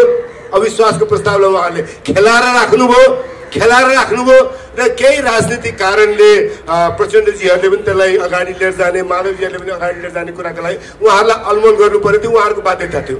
हिजो त्यसका बारेमा उहाँले गरेको कुरालाई मैले एकदमै मुक्त कण्ठले विरोध गरेँ, गलत गर्नुभएको छ भने। तर आज म त्यसरी भन्दिनँ। आज उहाँहरू कठिनाइमा उभिया बेलामा पनि सबैभन्दा बढी कठिनाइमा उभिएको माधवजीहरू उभिनु भएको छ। उहाँहरूको कठिनाइ नेपालको राजनीतिक कठिनाइसँग जोडिएको छ। व्यक्ति कहाँ उभिनुहुन्छ त्यो मात्रै जोडिएको छैन। त्यसैले मैले आज त्यति बेलाको उहाँहरूलाई गरेको आलोचनातर्फ भन्दा पनि एउटा चिज के ध्यान दिनुपर्छ, त्यो कठिनाइलाई फाइदा लिएर खेलाउँदै अहिले अविश्वासको प्रस्ताव 1 नम्बर प्रदेश र बागमती प्रदेश दुईटैबाट निस्केर गयो। अविश्वासको प्रस्ताव प्रक्रियाबाट बाहिर गयो। त्यसैले हामीले कुनै कुरामा हतार गरेनौँ भन्दाखेरि हामीलाई अवगाल मात्रै दिने भन्दा काहीँ न काहीँ यसका राजनीतिक हाँगाहरूलाई पनि हेरिदिनुहोस् भन्ने मेरो आग्रह छ। तपाईँहरूको सुझाव लिनु त आएकै छु, अझै पनि थप सुझाव लिन्छु नि। एउटा हामीलाई लागिरहेको कुरा तपाईँले ठिकै उठाउनु भयो, माधवजी जानुभयो। त्यो समाचार जब मैले बेलुका टिभीमा देखेँ मलाई पनि अलिकति फिल भयो। हामी यो कार्यक्रमको आयोजना गर्न तयारीमा थियौँ। तपाईँ एमाले भित्र माधव नेपालजीहरूको अवस्था अरू नाजुक बन्दै गएको सङ्केत हो। त्यो उहाँहरूले के बाध्यता पर्यो, किन होल्ड गर्न सक्नु भएन? केही दिन होल्ड गर्न निर्णय त अहिलेसम्म भएको थिएन नि। 1.5 महिना 2 महिनादेखि होल्ड किन गर्न सक्दैन? तपाईँले भनेको कुरा हामी त्यहाँनिर बुझ्दछौँ। तर यहाँ अहिले काङ्ग्रेसको रेकर्डेड पोजिसन थाहा छ। केपी ओली प्रधानमन्त्री भएका दिनदेखि फर्मल पोजिसन थाहा छ। तर राजनीति त धेरै खेलहरू चल्छ पर्दा पछाडि पनि। हेर्नुहोस्, देखिरहेको कुरा हो। यो अध्यादेशबाट आयोगहरूको नियुक्ति कस्तो विडम्बना हामीले सुन्यो। सत्य हो कि कति हो थाहा छैन। मान्छे हेर्दा र हिजोका सम्पर्क हेर्दाखेरि पुष्टि हुन्छ। कोही प्रधानमन्त्रीको कोटाबाट, कोही प्रधान न्यायाधीशको कोटाबाट, कोही चाहिँ विपक्षी दलको नेताको कोटाबाट, सब सर्वस्पष्ट भयो।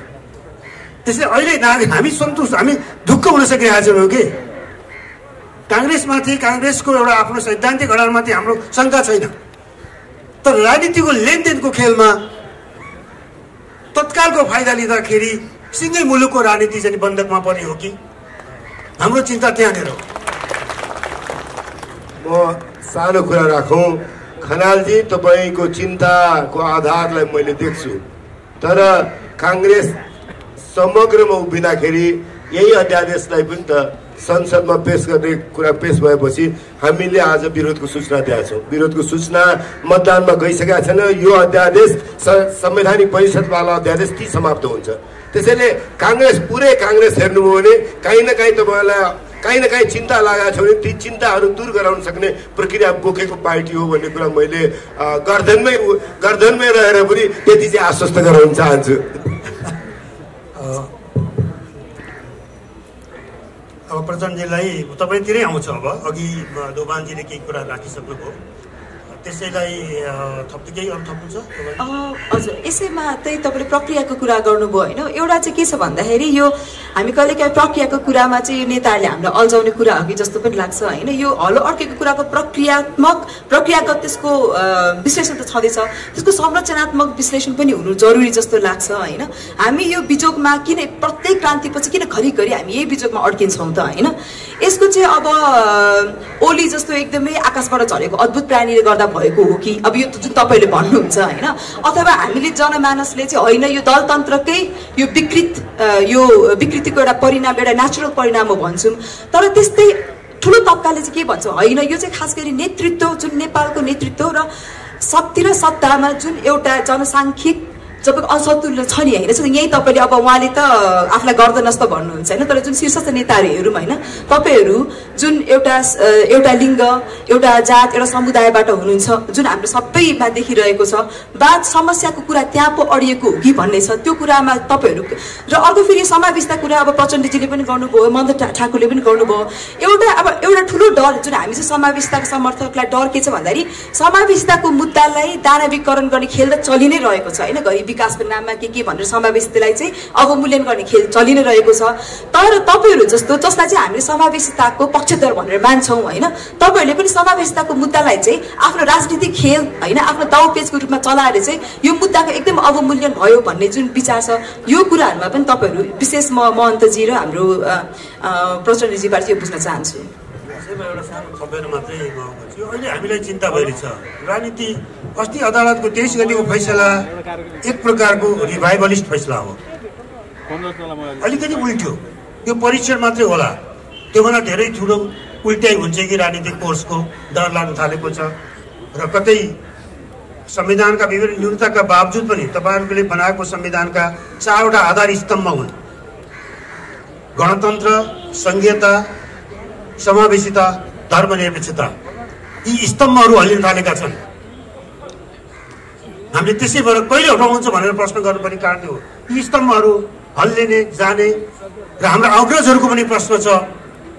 कतै तपाईँहरू यी कुरा सत्ताको लेनदेनमा यी समय निगोसिएबल त हुँदैनन्। हाम्रो मिनेन्द्रजीले दुईटा कुरा मसँग सम्बन्धित उठाउनु भयो, म त्यसलाई क्लियर मात्रै गर्न चाहन्छु। कम्युनिस्ट आन्दोलनलाई एकता गरेर राजनीतिक स्थायित्व होला भनेर सोचेको, तर त्यस्तो भएन भन्दाखेरि मैले उहाँलाई सम्बोधन गरेको होइन। तपाईँले यसलाई मानिदिनु पर्छ भनेको होइन, मैले यतातिर हेरेर भनेको, मैले त यसो सोचेर गरेको भएन भनेको पहिलो कुरा। दोस्रो कुरा, सर्वोच्च अदालतको फैसलालाई हामीले असहमति सहित स्वीकार्छौँ भनेका छौँ। कारण अदालतप्रतिको तपाईँको धारणा र मेरो धारणामा आजका मितिमा फरक छैन। तपाईँलाई पनि सिधै तपाईँको पार्टी राजनीति र तपाईँको लक्ष्यमाथि प्रहार भयो भने असहमति त लोकतन्त्रमा राख्न पाइयो नि त। असहमति राखिएको छ, अस्वीकार गरिएको छैन। यो कुरा क्लियर होस्, नत्र भोलि फेरि अर्को मानहानि आउला भन्ने मलाई डर भयो। दोस्रो, अब म खगेन्द्रजीको लागि भन्न चाहन्छु, होला तपाईँले भनेअनुसार मैले ओली प्रवृत्तिका अगाडि लगेर प्रधानमन्त्री, पार्टी एकता, अध्यक्ष सबै सुम्पिएको गल्ती भयो होला। तपाईँले विश्लेषण गरेकोमा म सम्मान गर्छु, म अहिले त्यसमा टिप्पणी गर्दिनँ। तर खगेन्द्रजी, तपाईँ सिनियर व्यक्तित्व हो। म तपाईँबाट के अपेक्षा गर्छु भने प्रचण्डले नै त विद्रोह गरे ओलीका विरुद्ध भनेर धन्यवाद किन भन्नुहुन्न तपाईँले? प्रचण्ड त्यहाँ पुगेको थियो र त यो सबै भयो भनेर किन भन्नुहुन्न? तपाईँबाट मेरो त्यो अपेक्षा छ। म यति तपाईँको जवाफ यति नै हो मेरो। सही भयो गलत भयो त्यो अलग कुरा भयो। अर्को महन्तजीले चाहिँ थोरै राख्न खोज्नुभयो, त्यो ठिकै हो। हिजो 12 बुँदे समझदारीको तयारीको सन्दर्भमा महन्तजी नै सबभन्दा तीखो ढङ्गले गणतन्त्रको पक्षमा उभिनु भएको, बीबीसीमा एउटा इन्टरभ्यू दिँदाखेरि गणतन्त्रै हो भनेको र माओवादीसँग मिल्नुपर्छ राजासँग होइन भनेर नेपाली कङ्ग्रेसभित्र प्रखर रूपमा उहाँले भनेकै हो। आज मेरो के मात्रै प्रश्न महन्तजीसँग हो, अरू सबै गर्न परेन। कुरा भन्नु हो, मेरो भनाइ के हो भने मधेसको अधिकार र पहिचान विरोधी प्रवृत्तिको रूपमा नेपालमा केपी ओली प्रवृत्ति स्थापित छ। तपाईले राम्रो चिन्नु भएको छ। मेरो भनाइ के हो भने तपाई नै सरकार बन्नु र हल गरौँ न मिलेर भन्ने मात्रै हो। आजको भोलि एक हप्ता भित्र हाम्रो सरकार बन्छ। महन्तजी तपाई हामी सरकार भएर गरौँ न, किन ओली कहाँ धाउनुहुन्छ भन्ने मात्रै मेरो प्रश्न हो। अरूले यहाँ बाबा जे भए पनि मलाई त तपाईले चिन्नु भएकै छ। म त्यही हो जसले मधेसकै मुद्दालाई 2 चोटि संसदमा संशोधन प्रस्ताव हालेको छु र त्यो संशोधन प्रस्ताव पास हुन नदिने केपी ओली नै हो भन्ने कुरा तपाईलाई राम्रो थाहा छ। अनि अहिले चाहिँ आज पनि म जस्तै हुनुभयो तपाई। म केही समय आज पनि कहाँ भन्दा बालुवाटार ओलीका, भोलि कहाँ बालुवाटार ओलीका। अब त्यसो भएर खगेन्द्रजी त्यत्रो रिसाउनु भएको छ मसँग। अब तपाईँ पनि 3 दिनै ओली भयो भने तपाईँसँग नि रिसाउँदैन है। यति कुरा हो। धन्यवाद। जहाँसम्म असमानताको यो त वास्तविकता हो। कानुनले नै देखाउँछ। जस्तै 33% भनौँ न आरक्षण छ, आरक्षण आफैले देखाइरहेको छ नि इक्वल छैन होइन। जनसङ्ख्या अनुसार चाहिँ समावेशी हुनुपर्ने हाम्रो हुने छ। हाम्रो आन्दोलनको जुन उ थियो त्यो त अहिले भएको छैन होइन। नागरिकता कानुनमा पनि विभेद देखिन्छ महिला र पुरुषमा। त कतिपय कानुनहरू आन्दोलन आइडेन्टिटी र आइडेन्टिटीको छ, किनकि आइडेन्टिटीको आधारमा विभेद हुँदै आएको छ। त्यसको अन्त हुनुपर्छ। आन्दोलनको एजेन्डा थियो त्यस्तो होइन। कतिपय काम भएको छ, अगाडि बढ्ने प्रयास छ, तर अहिले पनि इक्वालिटी छैन समाजमा। किनकि जो सामाजिक दृष्टिकोणले हो, आर्थिक दृष्टिकोणले पछाडि छ। त उसलाई जबसम्म पुस गर्दैन, ठाउँमा पुर्याउँदैन, आफ्नै बलमा पुग्ने त्यहाँ अवस्था। कानुनले केही अवरोध छ, कहीँ कानुनले नै अवरोध गरेको छ। अरू ठाउँमा चाहिँ समाजको जो ट्रेडिसनल भ्यालु छ त्यस भ्यालुबाट पनि समाज बाँधिएको छ। त्यसलाई पनि तोड्नुपर्छ। त त्यो स्थिति छ। त्यसै कारण उहाँको भनाइ सही नै हो। के मैनाजीको भनाइ सही नै हो। मैले खालि मोहनाजीले जो प्रश्न उठाउनु भयो त्यो बारेमा मैले थोरै 1-2 वाक्य मात्रै भन्न चाहन्छु। अहिले केपीजीसँग हाम्रो व्यक्तिगत लिनु दिनु केही पनि छैन। कुनै दुश्मनी व्यक्तिगत त हाम्रो छैन। यही संघीयता, गणतन्त्र, धर्मनिरपेक्षता, समावेशिता माथि उहाँले प्रहार गर्नुभएको हुनाले त्यसको रक्षाको लागि हामी अगाडि बढेको कुरा नै यसमा सम्झौता हुँदैन भन्ने कुराको सबभन्दा ठुलो प्रमाण हो मोहनाजी। म यही कुरा राख्न चाहन्छु।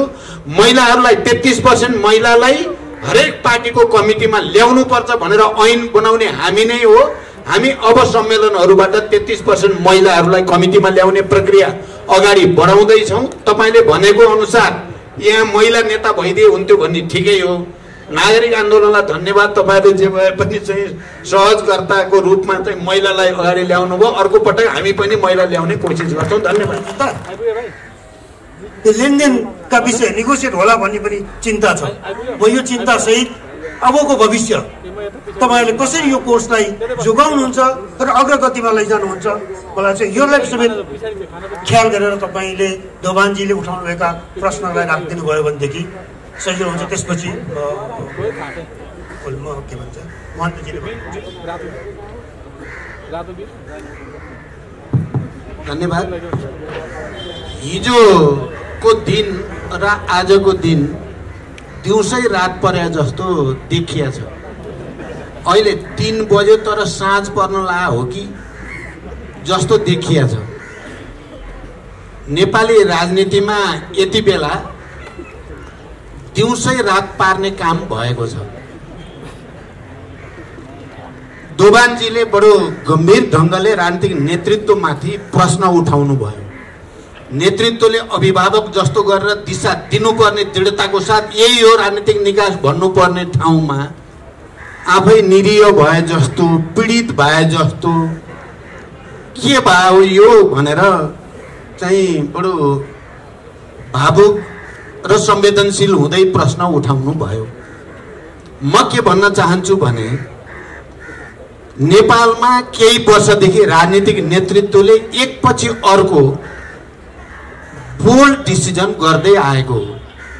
युद्धलाई शान्ति, शान्तिलाई संविधान सभा, संविधान सभाबाट संघीय लोकतान्त्रिक गणतन्त्र, संघीय लोकतान्त्रिक गणतन्त्रबाट निर्वाचन, निर्वाचनबाट राजनीतिक स्थायित्वको निम्ति वामपन्थी एक गठबन्धन, एकता, सामाजिक न्याय, समृद्धिको सपना, यी सबै निर्णयहरू राजनीतिक नेतृत्वबाट भएका दूरगामी महत्त्वका ऐतिहासिक निर्णय हुन्। ती निर्णय लिने हामी नै हौं। जुन निर्णय प्रक्रियाले नेपालको राजनीतिक मानचित्रमा नै फेरबदल ल्याइदियो। म के भन्न चाहन्छु भने राजनीतिक नेतृत्वले पार्टीभित्र अहिले महन्तजीले पनि यतापट्टि कम्युनिस्ट पार्टीभित्र विग्रह भएर समस्या आयो भनेर यता अलिकति संकेत गर्नुभयो। हो, कम्युनिस्ट पार्टी भित्र वामपन्थी गठबन्धन र एकताको प्रस्तावक म आफै हो। जसरी शान्ति सम्झौतामा हस्ताक्षर गर्दा गिरिजा बाबु र मैले अलि साहसिक ढङ्गले अगाडि जाउँ भनिएको थियो। यसो गर्दा देशमा राजनीतिक स्थायित्व होला, जनताको विकास र समृद्धिको आकांक्षालाई सम्बोधन गर्न सकिएला, अबका वर्षहरू शान्तिपूर्ण र प्रतिस्पर्धाकै राजनीतिबाट अगाडि जानुपर्ने अवस्था छ देशको भनेर मैले प्रस्ताव गरेको। यो पनि सानो निर्णय त थिएन। तर जब पार्टीभित्र केपीजीको प्रवृत्ति निरङ्कुश, स्वेच्छाचारी र हुँदाहुँदै सम्पूर्ण चीज एकाधिकार र यो परिवर्तन विरोधी मैले देखेँ, म तपाईहरुलाई यो कुरा राख्न चाहन्छु कि पहिला त्यही भित्र केपीजीको गलत प्रवृत्तिका विरुद्ध विद्रोहको झण्डा उठाउने पनि मनै भए।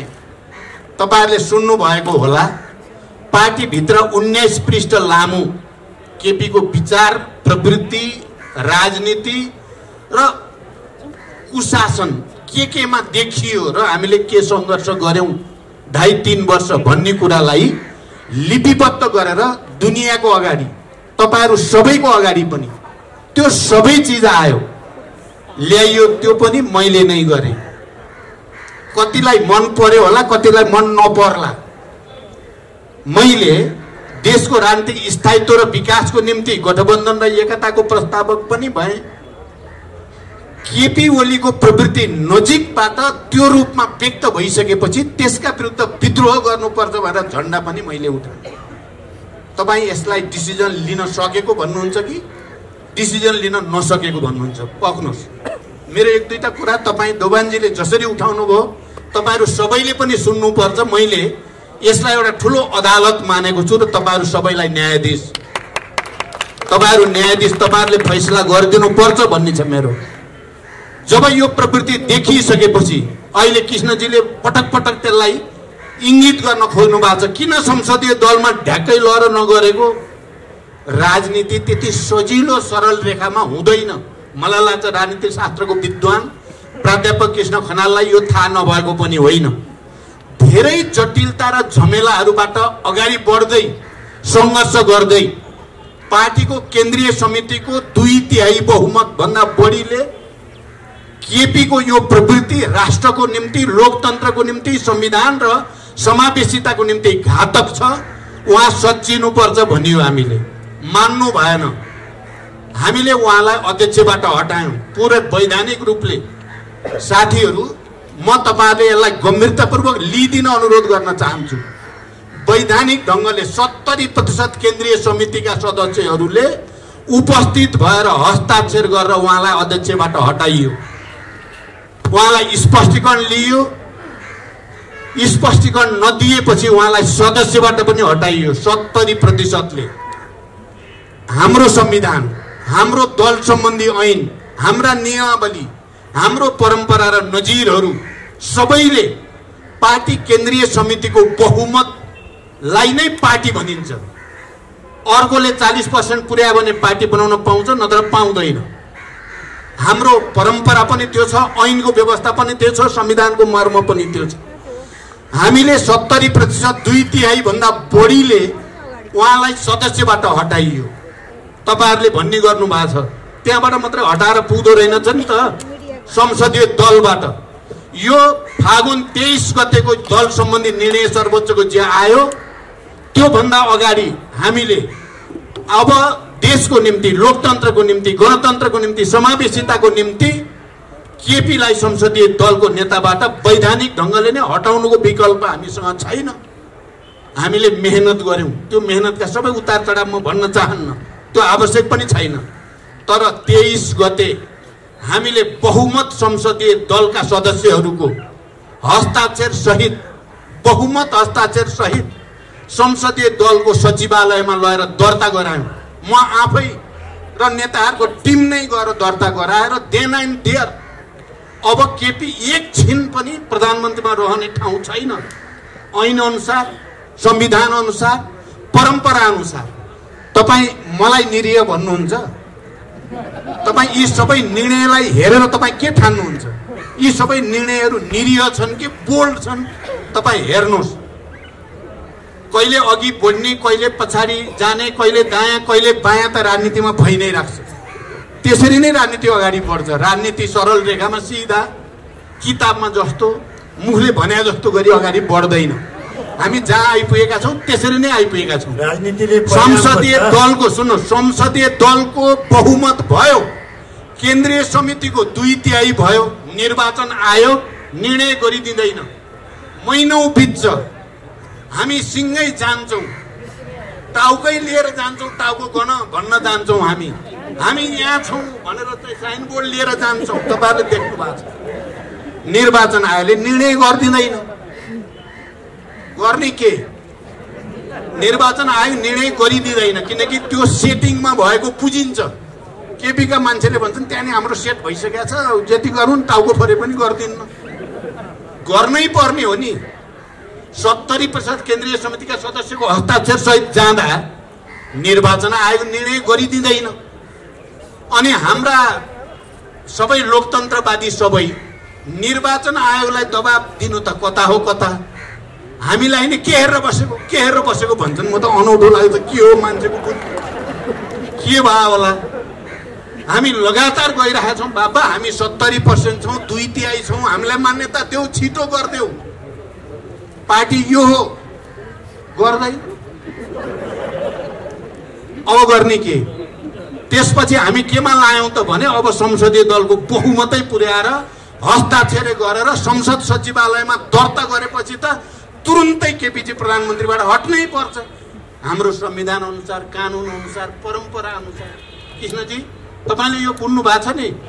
जब संसदीय दलको बहुमतको हस्ताक्षर भयो भनेपछि त्यही दिन पार्टी सम्बन्धी निर्णय गरियो र दुईटा पार्टी अलग गरियो। म तपाईहरुसँग, तपाईहरु न्यायाधीश हो, तपाईहरुले गरिदिनु पर्यो मेरो लागि फैसला।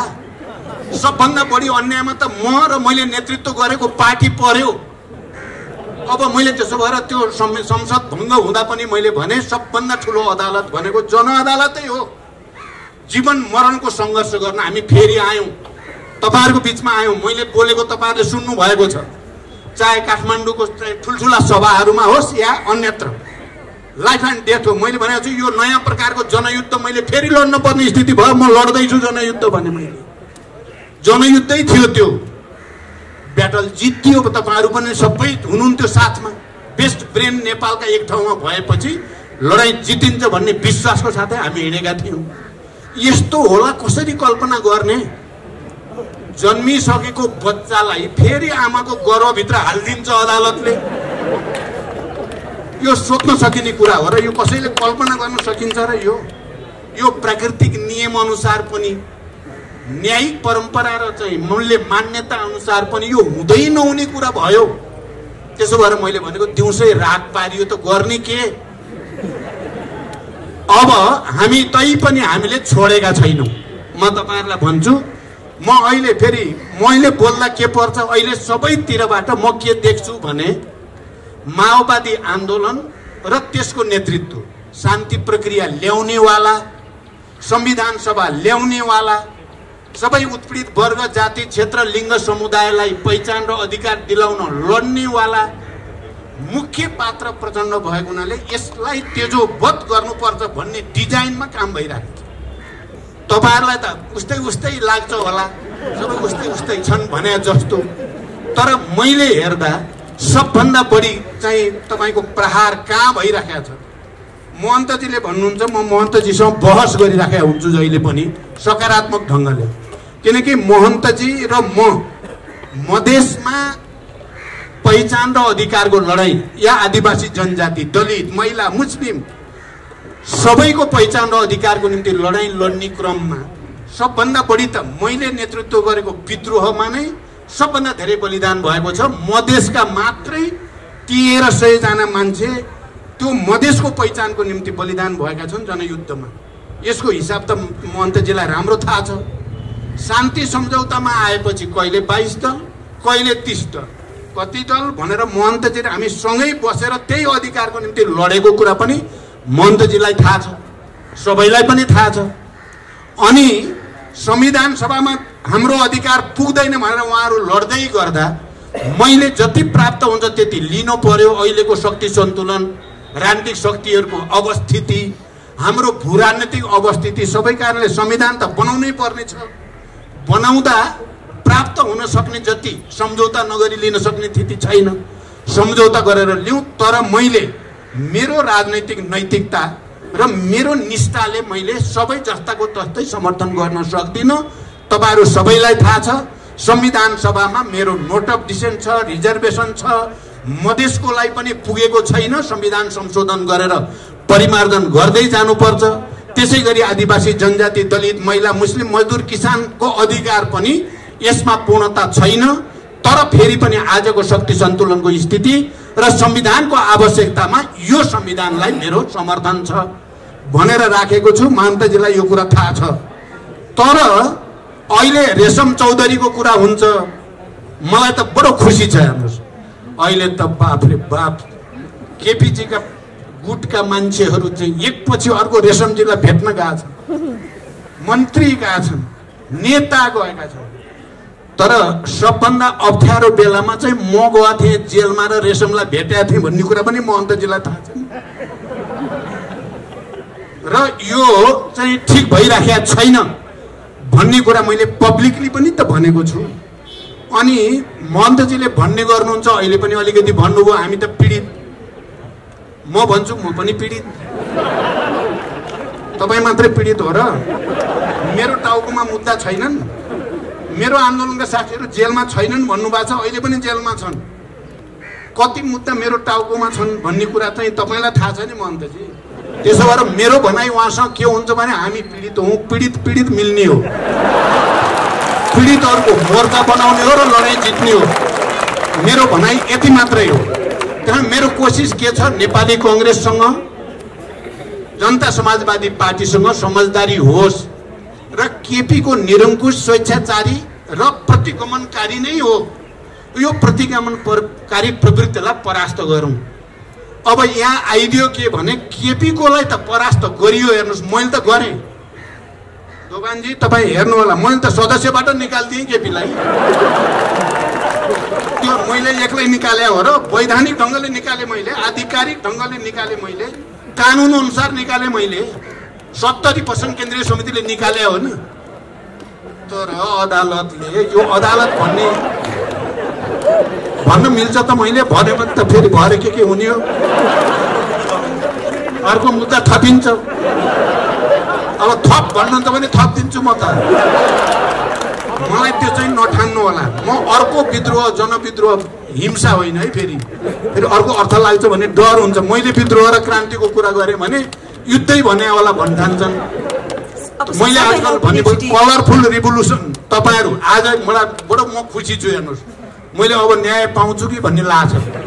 दिउँसै रात बनाइएको छ नेपालमा, सबै उल्ट्याउन खोजिएको छ राजनीतिलाई। जुन चिज हामीले धेरै ठुलो मेहनत गरेर यहाँसम्म ल्याएको राजनीति उल्ट्याउने षड्यन्त्र छ, कता कताबाट छ भन्ने तपाईँहरू नागरिक आन्दोलनका अगुवा सबैले बुझ्नु भएकै छ। भनिराख्न परेन, शनिबार भनेपछि बिदा भनिराख्नु पर्छ र हाम्रोमा त नेपालमा बिदा भइहाल्यो, त्यो बुझिएकै छ। आज मलाई यति बोल्ने मौका तपाईँहरूले जुटाइदिनु भयो। अब तपाईँहरू भन्नुहुन्छ भने सुरु गर आन्दोलन, हामी तेरो साथ छौँ भन्नुहुन्छ भने, या तपाईँहरू हामी सुरु गर्छौँ पछि आइज भन्नुहुन्छ भने म दुइटैको लागि तयार। जनता र सडक बाटो बाहेक यो सब ठिक होला भन्ने मलाई लागेको छैन। अब दिउँसै रात पार्न थालेपछि के गरी सक्ने? हुँदै नहुने कुरा, संविधानमा हुँदै नभएको कुरा गरिदिएपछि, ऐन नियम कानुनमा हुँदै नभएको कुरा जबरजस्ती गरिदिएपछि र त्यसलाई राष्ट्रिय अन्तर्राष्ट्रिय सबैले समर्थन गरिदिएपछि गर्नुहुन्छ के? यो सायद नेपालको जियो पोलिटिकल लोकेसनका केही कम्पल्सनहरू हुन सक्छ। यो हिसाब गर्न सकिन्छ प्रचण्डले गल्ती कहाँनिर गर्यो त? बेकार यो कम्युनिस्ट एक बनाउने गल्ती गर्न हुन्थेन नि त। त्यसो भएपछि सारा संसार रिसाउँछ नि त, कम्युनिस्ट मन पराउँदैनन्। थाहा छ नि आजको संसारले कम्युनिस्ट भनेपछि जस्तोसुकै कम्युनिस्ट, जति लोकतन्त्रवादी भए पनि कम्युनिस्ट भन्ने नाम लेख्यो भने पुग्यो, यस्तो छ। त्यहाँ प्रचण्डले बेकारमा कम्युनिस्टलाई जुटाउने गल्ती गर्यो, बल्ल खायो भन्ने तपाईँहरूले ठान्नु भएको छ भने त त्यो पनि एउटा लजिक त हुनसक्छ, त्यो लजिक हुनसक्छ। अब त्यसो भएर मैले देखेको त के हो भने अब अरू तरिका भन्दा यो तरिकाले राजनीतिक स्थायित्व र विकासतिर लान सकिएला भन्ने हो मेरो सपना। त अरू त मेरो होइन नि, नियत त मैले निर्वाचनको बेलामा अबको दशक विकासको लागि, किनभने म जुन परिवेशमा शान्ति, संविधान सभा, गणतन्त्र, निर्वाचन, गठबन्धन गर्दै जाँदा अब मेरो पार्टीभित्र पनि निकै ठुलो बलिदान भएको छ, यहाँहरूलाई थाहा छँदैछ।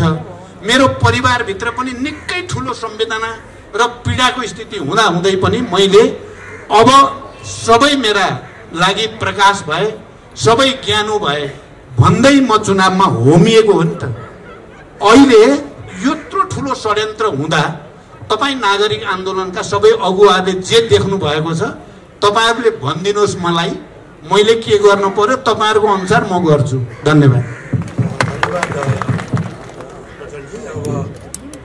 त्यो जनविद्रोह अथवा जे भन्नुहुन्छ परिवर्तनका लागि, अग्रगामी परिवर्तनका लागि, लोकतन्त्रका लागि हामी समेत तयार छौँ। तर अन्तिम प्रयत्न तपाईँले संसदमा एकपटक ठोस रूपमा गरेर देखाउनुहोस्, त्यसपछि त्यो बाटोमा जान हामी रोकिँदैनौँ। टेन्सन भएको रहेछ, 2-4 दिन ढिलो भएको किन ढिलो गरिस् भन्नुभयो, त्यसैको लागि गरे हो। म लास्टसम्म अब 2-4 दिन लाग्छु संसदभित्रै, भएन भने सडकमा आउँछु।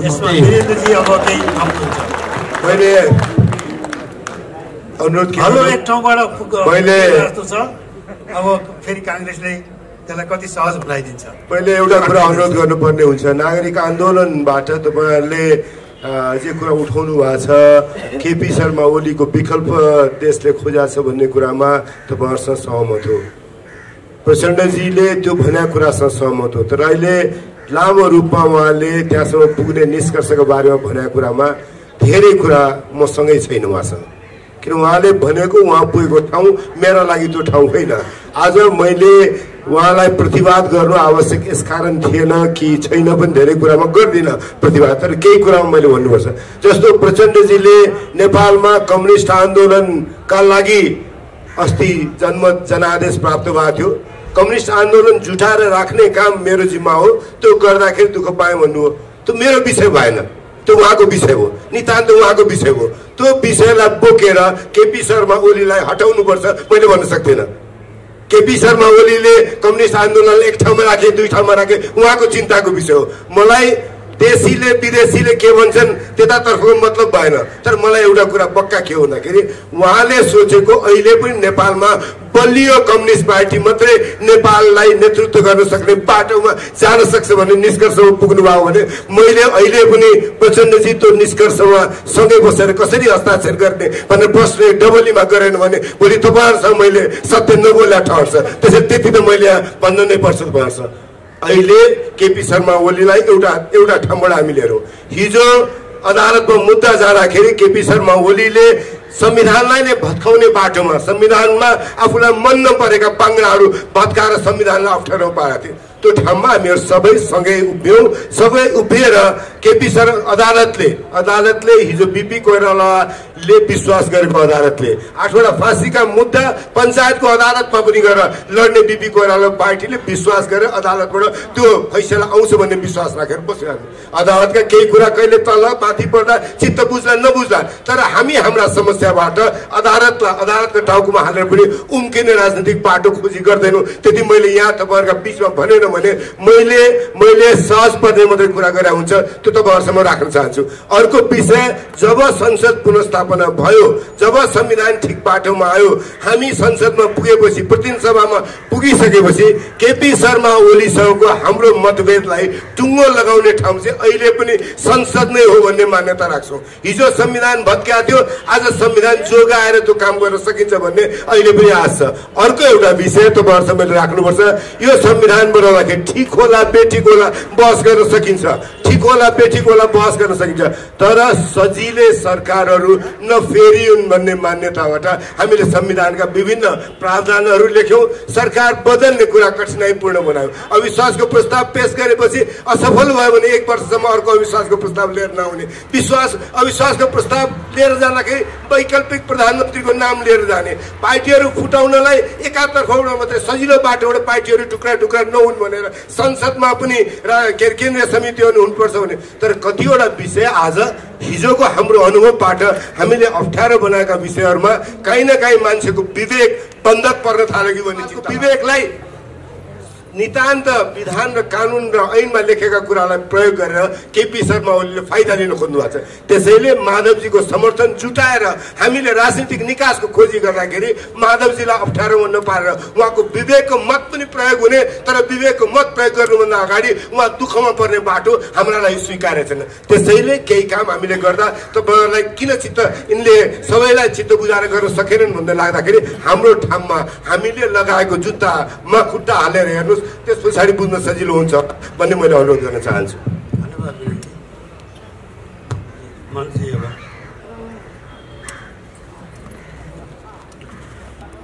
प्रचण्डजीले धेरै कुरा सही भन्नुभयो, तर सङ्घर्षको कुरा मात्रै म भन्छु।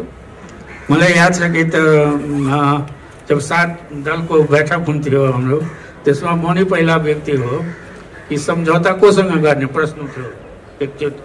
अनि मैले के भनेको थिएँ कि माओवादीसँग चाहिँ सम्झौता गर्नुपर्छ, किनकि माओवादीसँग सम्झौता गर्दा जनताको माग जनतैमा रहन्छ, जनताले नै पाउँछ। यदि राजासँग हामी सम्झौता गर्छौँ भने जनताको अधिकार राजामा जान्छ। त्यो ठुलो उठाउँदै आएको हो। र जब दिल्लीमा हाम्रो कुराकानी अन्तिम कुराकानी भएको छ, एकजना यहाँलाई याद हुनुपर्ने, एकजना लेफ्ट नेताले बिन्ती पत्र दिनुपर्छ राजालाई, होइन? अनि उहाँले नि भन्नुभयो ल तपाईँको दर्ता भयो, विरोध तपाईँको दर्ता भयो, अब हामी चाहिँ आन्दोलनमा जाने, बिन्ती पत्र हामीले भनिरह्यौँ। त समय समयमा मेरो भनाइ के छ कि रिक्वेस्ट कि तपाईँ पीडित भएर पनि चेयरमा हुनुहुन्छ, माथिल्लो उसमा हुनुहुन्छ। अब राष्ट्रवादको नारा दिनुहुन्छ, त्यहाँ हामी पढ्दैनौँ, प्रशासनमा हामी पढ्दैनौँ, कहीँ जुडिसियरीमा हामी छैनौँ, तर उनको मान्नै पर्छ। यहाँले पनि त्यही कुरा गर्नु, हाम्रो विरुद्धमा फैसला हुन्छ, नागरिकताको विषयमा फैसला हुन्छ, ड्रेस लगाउनै पर्छ, अब मान्नै पर्यो। भाषाको विषयमा फैसला हुन्छ, मान्नै पर्यो। जबकि संविधानमा के छ, के लेखिन्छ? बहुभाषी, बहुजातीय, बहुसांस्कृतिक। तर चेहरा त देख्दैन नि, चेहरा त एकै किसिमको। एकचोटि सेनाले हामीलाई बोलाएको थियो अनि 10 जना जेनरललाई चाहिँ त्यहाँ मैले के प्रश्न गरेँ कि जनरल साहब तपाईँको सेनामा त माने हाम्रो त बहुजातीय देश हो, अनेक किसिमका मानिस छ, तर एकै किसिमको चेहरा देखिरहेछ। खोइ उनको जवाब आयो, खोइ त तपाईँहरूको मामा काका सेनामा छैन त कसरी भयो? अब के गर्नु, अवस्था त त्यही हो। तर पनि समयमा जुन समयमा तपाईँको एकदम आवश्यकता थियो त्यस बेलामा हामी साथ दिएकै हो। पहिले त तपाईँ आफै अलमनमा पर्नुहुन्छ, ओलीले समर्थन तपाईँले गरिरहनु भएको छ अनि आरोप हाम्रो माथि। हामीले के गरेका छौँ? अब सरकारमा ओलीजी हुनुहुन्छ त कोसन जानु भन्ने आफ्नो समस्या। जेलमा परेको साथीहरूको हामीसँग जो विभेद भइरहेको छ त्यसको कुरा कहाँ उठाउने? जनतामा त हामी उठाइ नै राखेका छौँ सधैँ, सदनमा पनि उठाएकै हो। सदनमा पनि तपाईँ जस्तै मैले उठाएको कि स्वेच्छाचारी शासन जब हुन्छ तब डिक्टेटरसिपको टेन्डेन्सी हुन्छ। हुनसक्छ अहिले हाम्रो शासकहरू डिक्टेटर छैन, तर टेन्डेन्सी त्यस्तै स्वेच्छाचारी शासन जब हुन्छ करप्सनको टेन्डेन्सी हुन्छ। हाम्रो सबै इमान्दारै होला अहिले, तर टेन्डेन्सी त त्यतातिर हुन्छ नि, जान्छ नि। त्यो त कुन बेलामा तपाईँहरूको मैले साथ विरोधमा गएको, तर आफै उ गर्नुहोस् न। हाम्रो मुद्दा हाम्रो कहाँसम्म सम्बोधन भएको छैन नि। त्यसै कारण तपाईँको पीडा र हाम्रो पीडा अलग अलग छ। तपाईँको पीडा हुनसक्छ सत्ताको लागि, हाम्रो त्यो छैन। पीडा त छ, तर पीडा अलिकति फरक भयो। प्रश्न हाम्रा सकिँदैन, नागरिकका प्रश्नहरू, हाम्रा जिज्ञासाहरू धेरै बाँकी हुन्, तर आज सकिँदैन। हामी करिब अब सक्ने 1 घन्टामा सक्ने विचार थियो, तर त्यो सम्भव हुँदो रहेनछ। केही समय हामीले पनि लियौँ होला केही कुरा प्रस्ट्याउनका लागि। एउटा प्रचण्डजीको कुरा सुन्दाखेरि त्यो कुरा हामी तपाईँहरूलाई वाच गरिराखेकै हो। तपाईँहरूको मुभ कसरी हुँदैछ भनेर हामी क्षण वाच गरिरहेको। हामी चुप लाएर तपाईँले भनेका कुरा हाम्रो जानकारीमा नआएको हामीले नदेखेका होइन। त्यही बिचमा त्यसलाई अदालतले रोकिदियो। हाम्रो खालि चासो एउटा के तपाईँहरू अलि अगाडि भएको भएदेखि अदालतभन्दा तपाईँहरू पहिला हुनुहुन्थ्यो कि भन्ने मात्रै हाम्रो एउटा हो थियो। परिस्थिति गम्भीर देखिएको छ, त्यसैले घाँटी समातेर संविधानको दफाभित्र घाँटी समातेर ननिकालिन्जेलसम्म तपाईँहरू यो निरङ्कुशता उन्मुख, तानाशाहीतर्फ उन्मुख, प्रतिगमनतर्फ उन्मुख सत्तालाई रोक्न सक्नुहुन्न।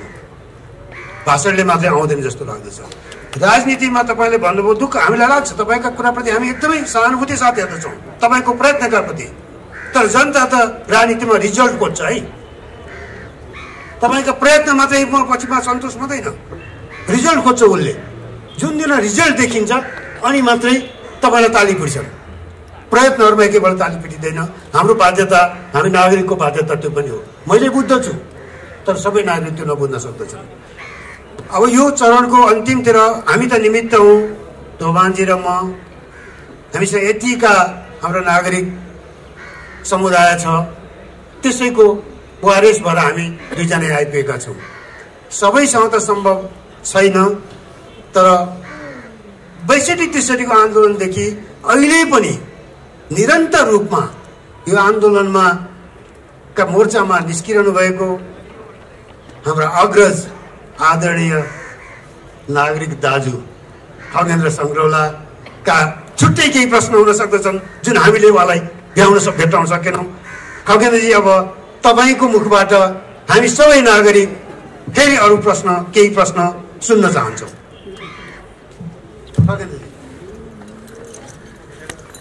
वास्तवमा प्रश्न सिद्धियो जस्तो लाग्छ मलाई। अब मैले प्रश्नै सोध्नुपर्ने भएर समय पनि भएदेखि म पुष्पकमल दाहाल प्रचण्डलाई के सोध्थेँ भने ओलीको ओली प्रवृत्ति निर्माण गर्नमा जगदेखि टुप्पीसम्म तपाईँको सर्वाधिक ठुलो भूमिका तपाईँकै छ। तपाईँले आफ्नो पार्टीको सिद्धान्त, पार्टीको एजेन्डा, पार्टीको प्रतिष्ठा, पार्टीले आम मान्छेको बिचमा उठाएका आकाङ्क्षालाई ओलीको चरणमा लगेर बुझाइदिनु हो। आज हामी जुन परिस्थिति भोगिरहेका छौँ त्यसैको उत्कर्ष अथवा परिणति हो भन्ने मलाई लाग्छ। तर उहाँले धेरै दुःख व्यक्त गरिसक्नु भएकोले म उहाँलाई प्रश्न सोध्दिनँ।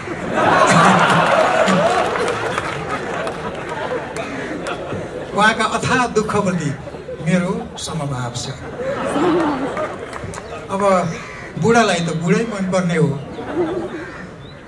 यो डबलीमा उमेरको वरियताका हिसाबले, अनुभवको वरियताका हिसाबले, उत्पीडनको अनुभूतिको पनि वरियताका हिसाबले महन्तजी हुनुहुन्छ। मलाई लाग्छ महन्तजी उमेरमा त मेरो भाइ हुनुहुन्छ जस्तो लाग्छ, तर प्रेमले अथवा आधारले म उहाँलाई महन्त दाइ भन्छु। अहिलेको यो परिवर्तनको प्रक्रियामा साँचो उहाँसँग छ। म अलिकति पृष्ठभूमिको अलिकति कुरा गरौँ। महन्तजीलाई हाम्रो परिवर्तनकामी राजनीतिको परिभाषामा आन्तरिक उपनिवेशको एक नागरिक, आन्तरिक उपनिवेशका उत्पीडितहरूको नायक मानिन्छ। खड्गप्रसाद ओली त्यो पात्र हो जसले मधेसी, त्यसको आकाङ्क्षा, त्यसको सपना, त्यसको पहिचानको चाहनालाई कहिल्यै पनि सम्मान गरेन। संविधान जब बनिरहेको थियो, समान अधिकारको निम्ति उभिने मधेसीहरू मारिँदै थिए। 60 जना मारिए। मार्ने त्यो तपाईँको नेपथ्यमा मार्नेको कमान्ड कसको हातमा थियो? प्रकारान्तरले ओलीको हातमा थियो। खण्डित संविधान बन्यो। संविधान बन्दा के बाचा गरियो भने समय क्रममा परिस्थिति मिलाएर संविधानमा जसका आकाङ्क्षाको सम्बोधन गरिएको थिएन सम्बोधन गरिनेछ। यत्रो समय शासन गर्दा पनि ओली सरबाट सम्बोधन त भएन। अहिले हरेक दिन समाचार पढ्दा मलाई बडो दिक्क लाग्छ। दिक्क केमा लाग्छ? महन्तजीले नेतृत्व गर्नुभएको पार्टी ओलीसँग गठबन्धन गर्नको निम्ति हिजो पनि गयो। भोलि अखबार पढ्छु, भोलि पनि गएकै थाहा पाउँछु। अनि उहाँको तर्क के छ भने दुईटा पक्षमध्ये हाम्रो मागलाई जसले सही ढङ्गले सम्बोधन गर्छ हामी त्यसलाई समर्थन गर्छौँ। ओली प्रवृत्ति र ओली प्रवृत्तिको विरुद्धमा उभिएको प्रवृत्तिकोलाई समदूरीमा राख्न हेर्न मिल्छ। ओली प्रवृत्तिलाई तपाईँहरूले नै हिटलरी प्रवृत्ति भन्नुभएको छ, भस्मासुर प्रवृत्ति भन्नुभएको छ, धुन्धुकारी भन्नुभएको छ। संविधान यावत कुरालाई नष्ट गर्ने तपाईँले भनिरहनु भएको छ। त्यसले मेरो प्रश्न के भने अहिलेको यो गठबन्धनमा ओली प्रवृत्तिको विरुद्धमा अर्को पक्षलाई समर्थन गर्नुको सट्टा महन्तजीको पक्ष अथवा सम्प्रदायले ओलीलाई नै समर्थन गर्नुपर्ने बाध्यता के छ? यदि त्यो हामी नागरिकहरूलाई भन्न मिल्ने केही कुरा नेपथ्यमा छ भने, रहस्यमा छ भने जान्न पाए हुन्थ्यो।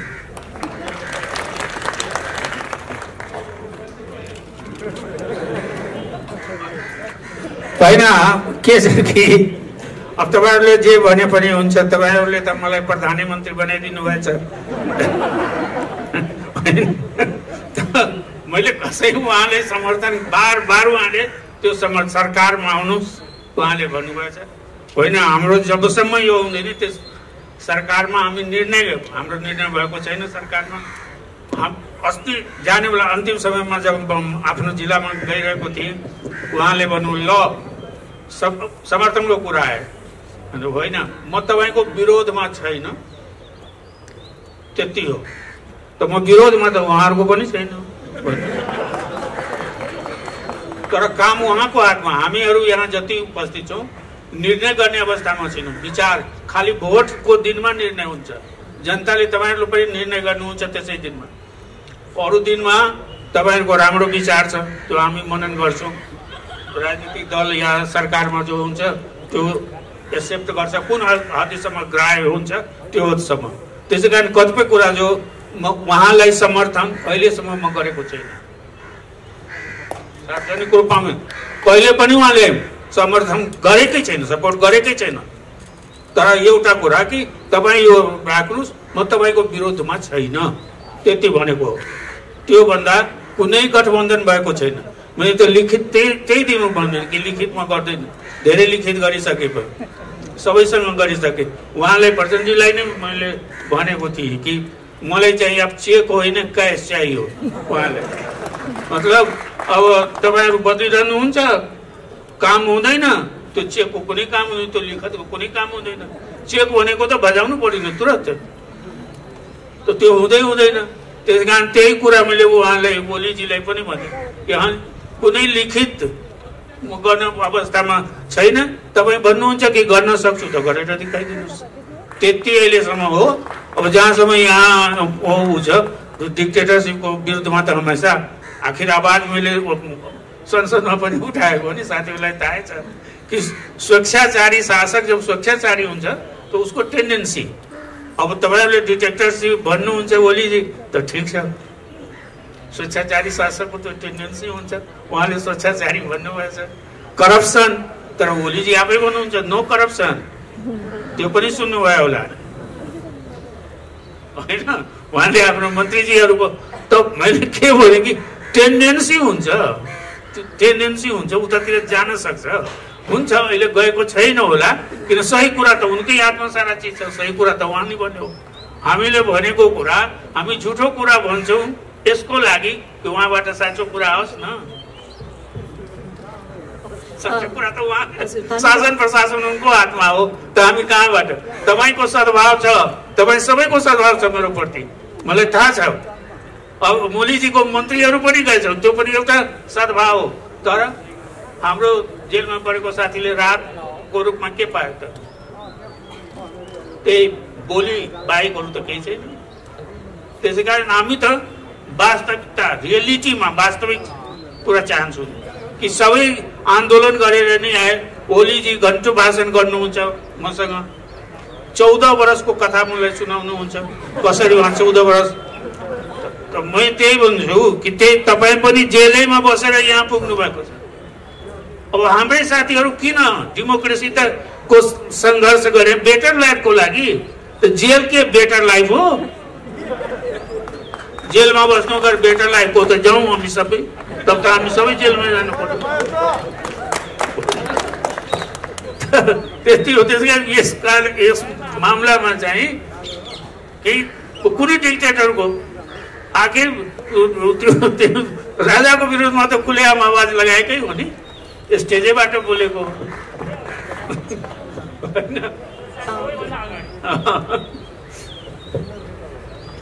यो हाम्रो जुन आजको डबलीको प्रश्नोत्तरको अन्तिम प्रश्नको लागि चाहिँ म हाम्रो मानव अधिकार कर्मी र नागरिक आन्दोलनकारी बृहत नागरिक आन्दोलनका आन्दोलनकारी मोहन अन्सारीजीलाई अन्तिम प्रश्न सोधिदिन अनुरोध गर्दछु।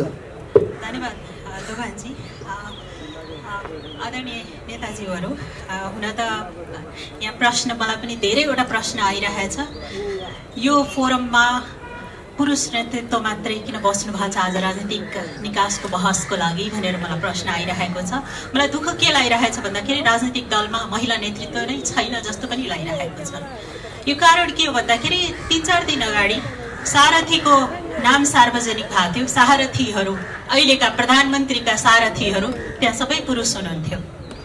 मेरो मूल प्रश्न के छ भन्दाखेरि माधव नेपालजी गइसक्नुभयो, उहाँले के भन्नुभयो भन्दाखेरि अनेक दाउपेचको नाम हो राजनीति। फेरि वीरेन्द्रजीले पनि के भन्नुभयो भन्दाखेरि नेपाली कांग्रेसले चिन्ता दूर गर्छ, कसको भन्दाखेरि नागरिकको। त्यसपछि मेरो प्रश्न यहाँहरू सबैजनालाई, आदरणीय महन्तजीले पनि के भन्नुभयो भन्दाखेरि डेमोक्रेसीमा सबैको स्थान सुनिश्चित हुन्छ र हुनु पनि पर्छ र जब जब डेमोक्रेसीलाई चुनौती हुन्छ हामी त्यहाँ उभिने छौँ भन्नुभयो यहाँहरू सबैजनालाई।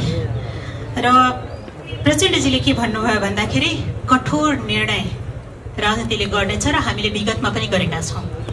र मलाई यहाँ बसिरहँदाखेरि यहाँहरू चारैजनालाई सुनिरहँदाखेरि र मोडरेटरलाई पनि सुनिरहँदाखेरि मेरो मनमा चाहिँ एउटा के डर जाग्यो भन्दाखेरि पटक पटक गणतन्त्र, धर्मनिरपेक्षता, संघीयता, समावेशी समानुपातिक को विषयमा हामी नेगोसिएट गर्दैनौँ र हुँदैन भनेर भन्नुभयो। भोलि कतै यसैमा त कठोर निर्णय गर्नुहुन्न। हामी चाहिँ परीक्षामा छौँ यहाँहरूको। के हो यो विषय? अलिकति खुलस्त यहाँहरूले यो विषय हाम्रो नन नेगोसिएबल हुन्छ भनेर आज हामीलाई ढुक्क बनाइदिनुहोस्। धन्यवाद। हार्दिक आभार व्यक्त गर्दछु मोहनाजीको पनि प्रश्नलाई। म अब धेरै लामो कुरा गर्ने बेला छ जस्तो मलाई लाग्दैन, त्यसले एकदमै छोटकरीमा 2-3टा कुरा राख्छु। एउटा मैले आग्रह गर्छु महन्तजी, हिजो पनि यहाँ बसेका हामी 3टाले प्रतिनिधित्व गर्ने राजनीतिक पार्टीले केही विषयमा साझा मुद्दामा संविधान संशोधनलाई अगाडि लिएर हिँडेको थियो। त्यो आज पनि हामी साझा नै हो। संविधान संशोधन तपाईँले भनेकै ठाउँमा म छैन, मेरो पार्टी छैन, तर जहाँ मिनिमम कमन मिनिमम ठाउँ हामीले हिजो खुट्याएर राखेका थियौँ त्यो ठाउँमा अहिले पनि सँगै हिँड्यौँ, म आग्रह गर्न चाहन्छु। दोस्रो, मेरा मतदाता पनि 2/3 भन्दा बढी मधेसी मूलको मानिसहरू हुनुहुन्छ। त्यहाँबाट म निर्वाचित हुनुभन्दा अगाडि चुनावमा जाँदादेखि अहिले निर्वाचित भएर आएपछि पनि लगातार 3 वर्षदेखि एउटा विषयमा हरेक 4-5 दिनमा आउँछ। एउटा मानिस संविधानले उसलाई नागरिकता दिइसक्यो तर हामीले अहिलेसम्म कानुन बनाएर नागरिकता दिएको छैनौँ।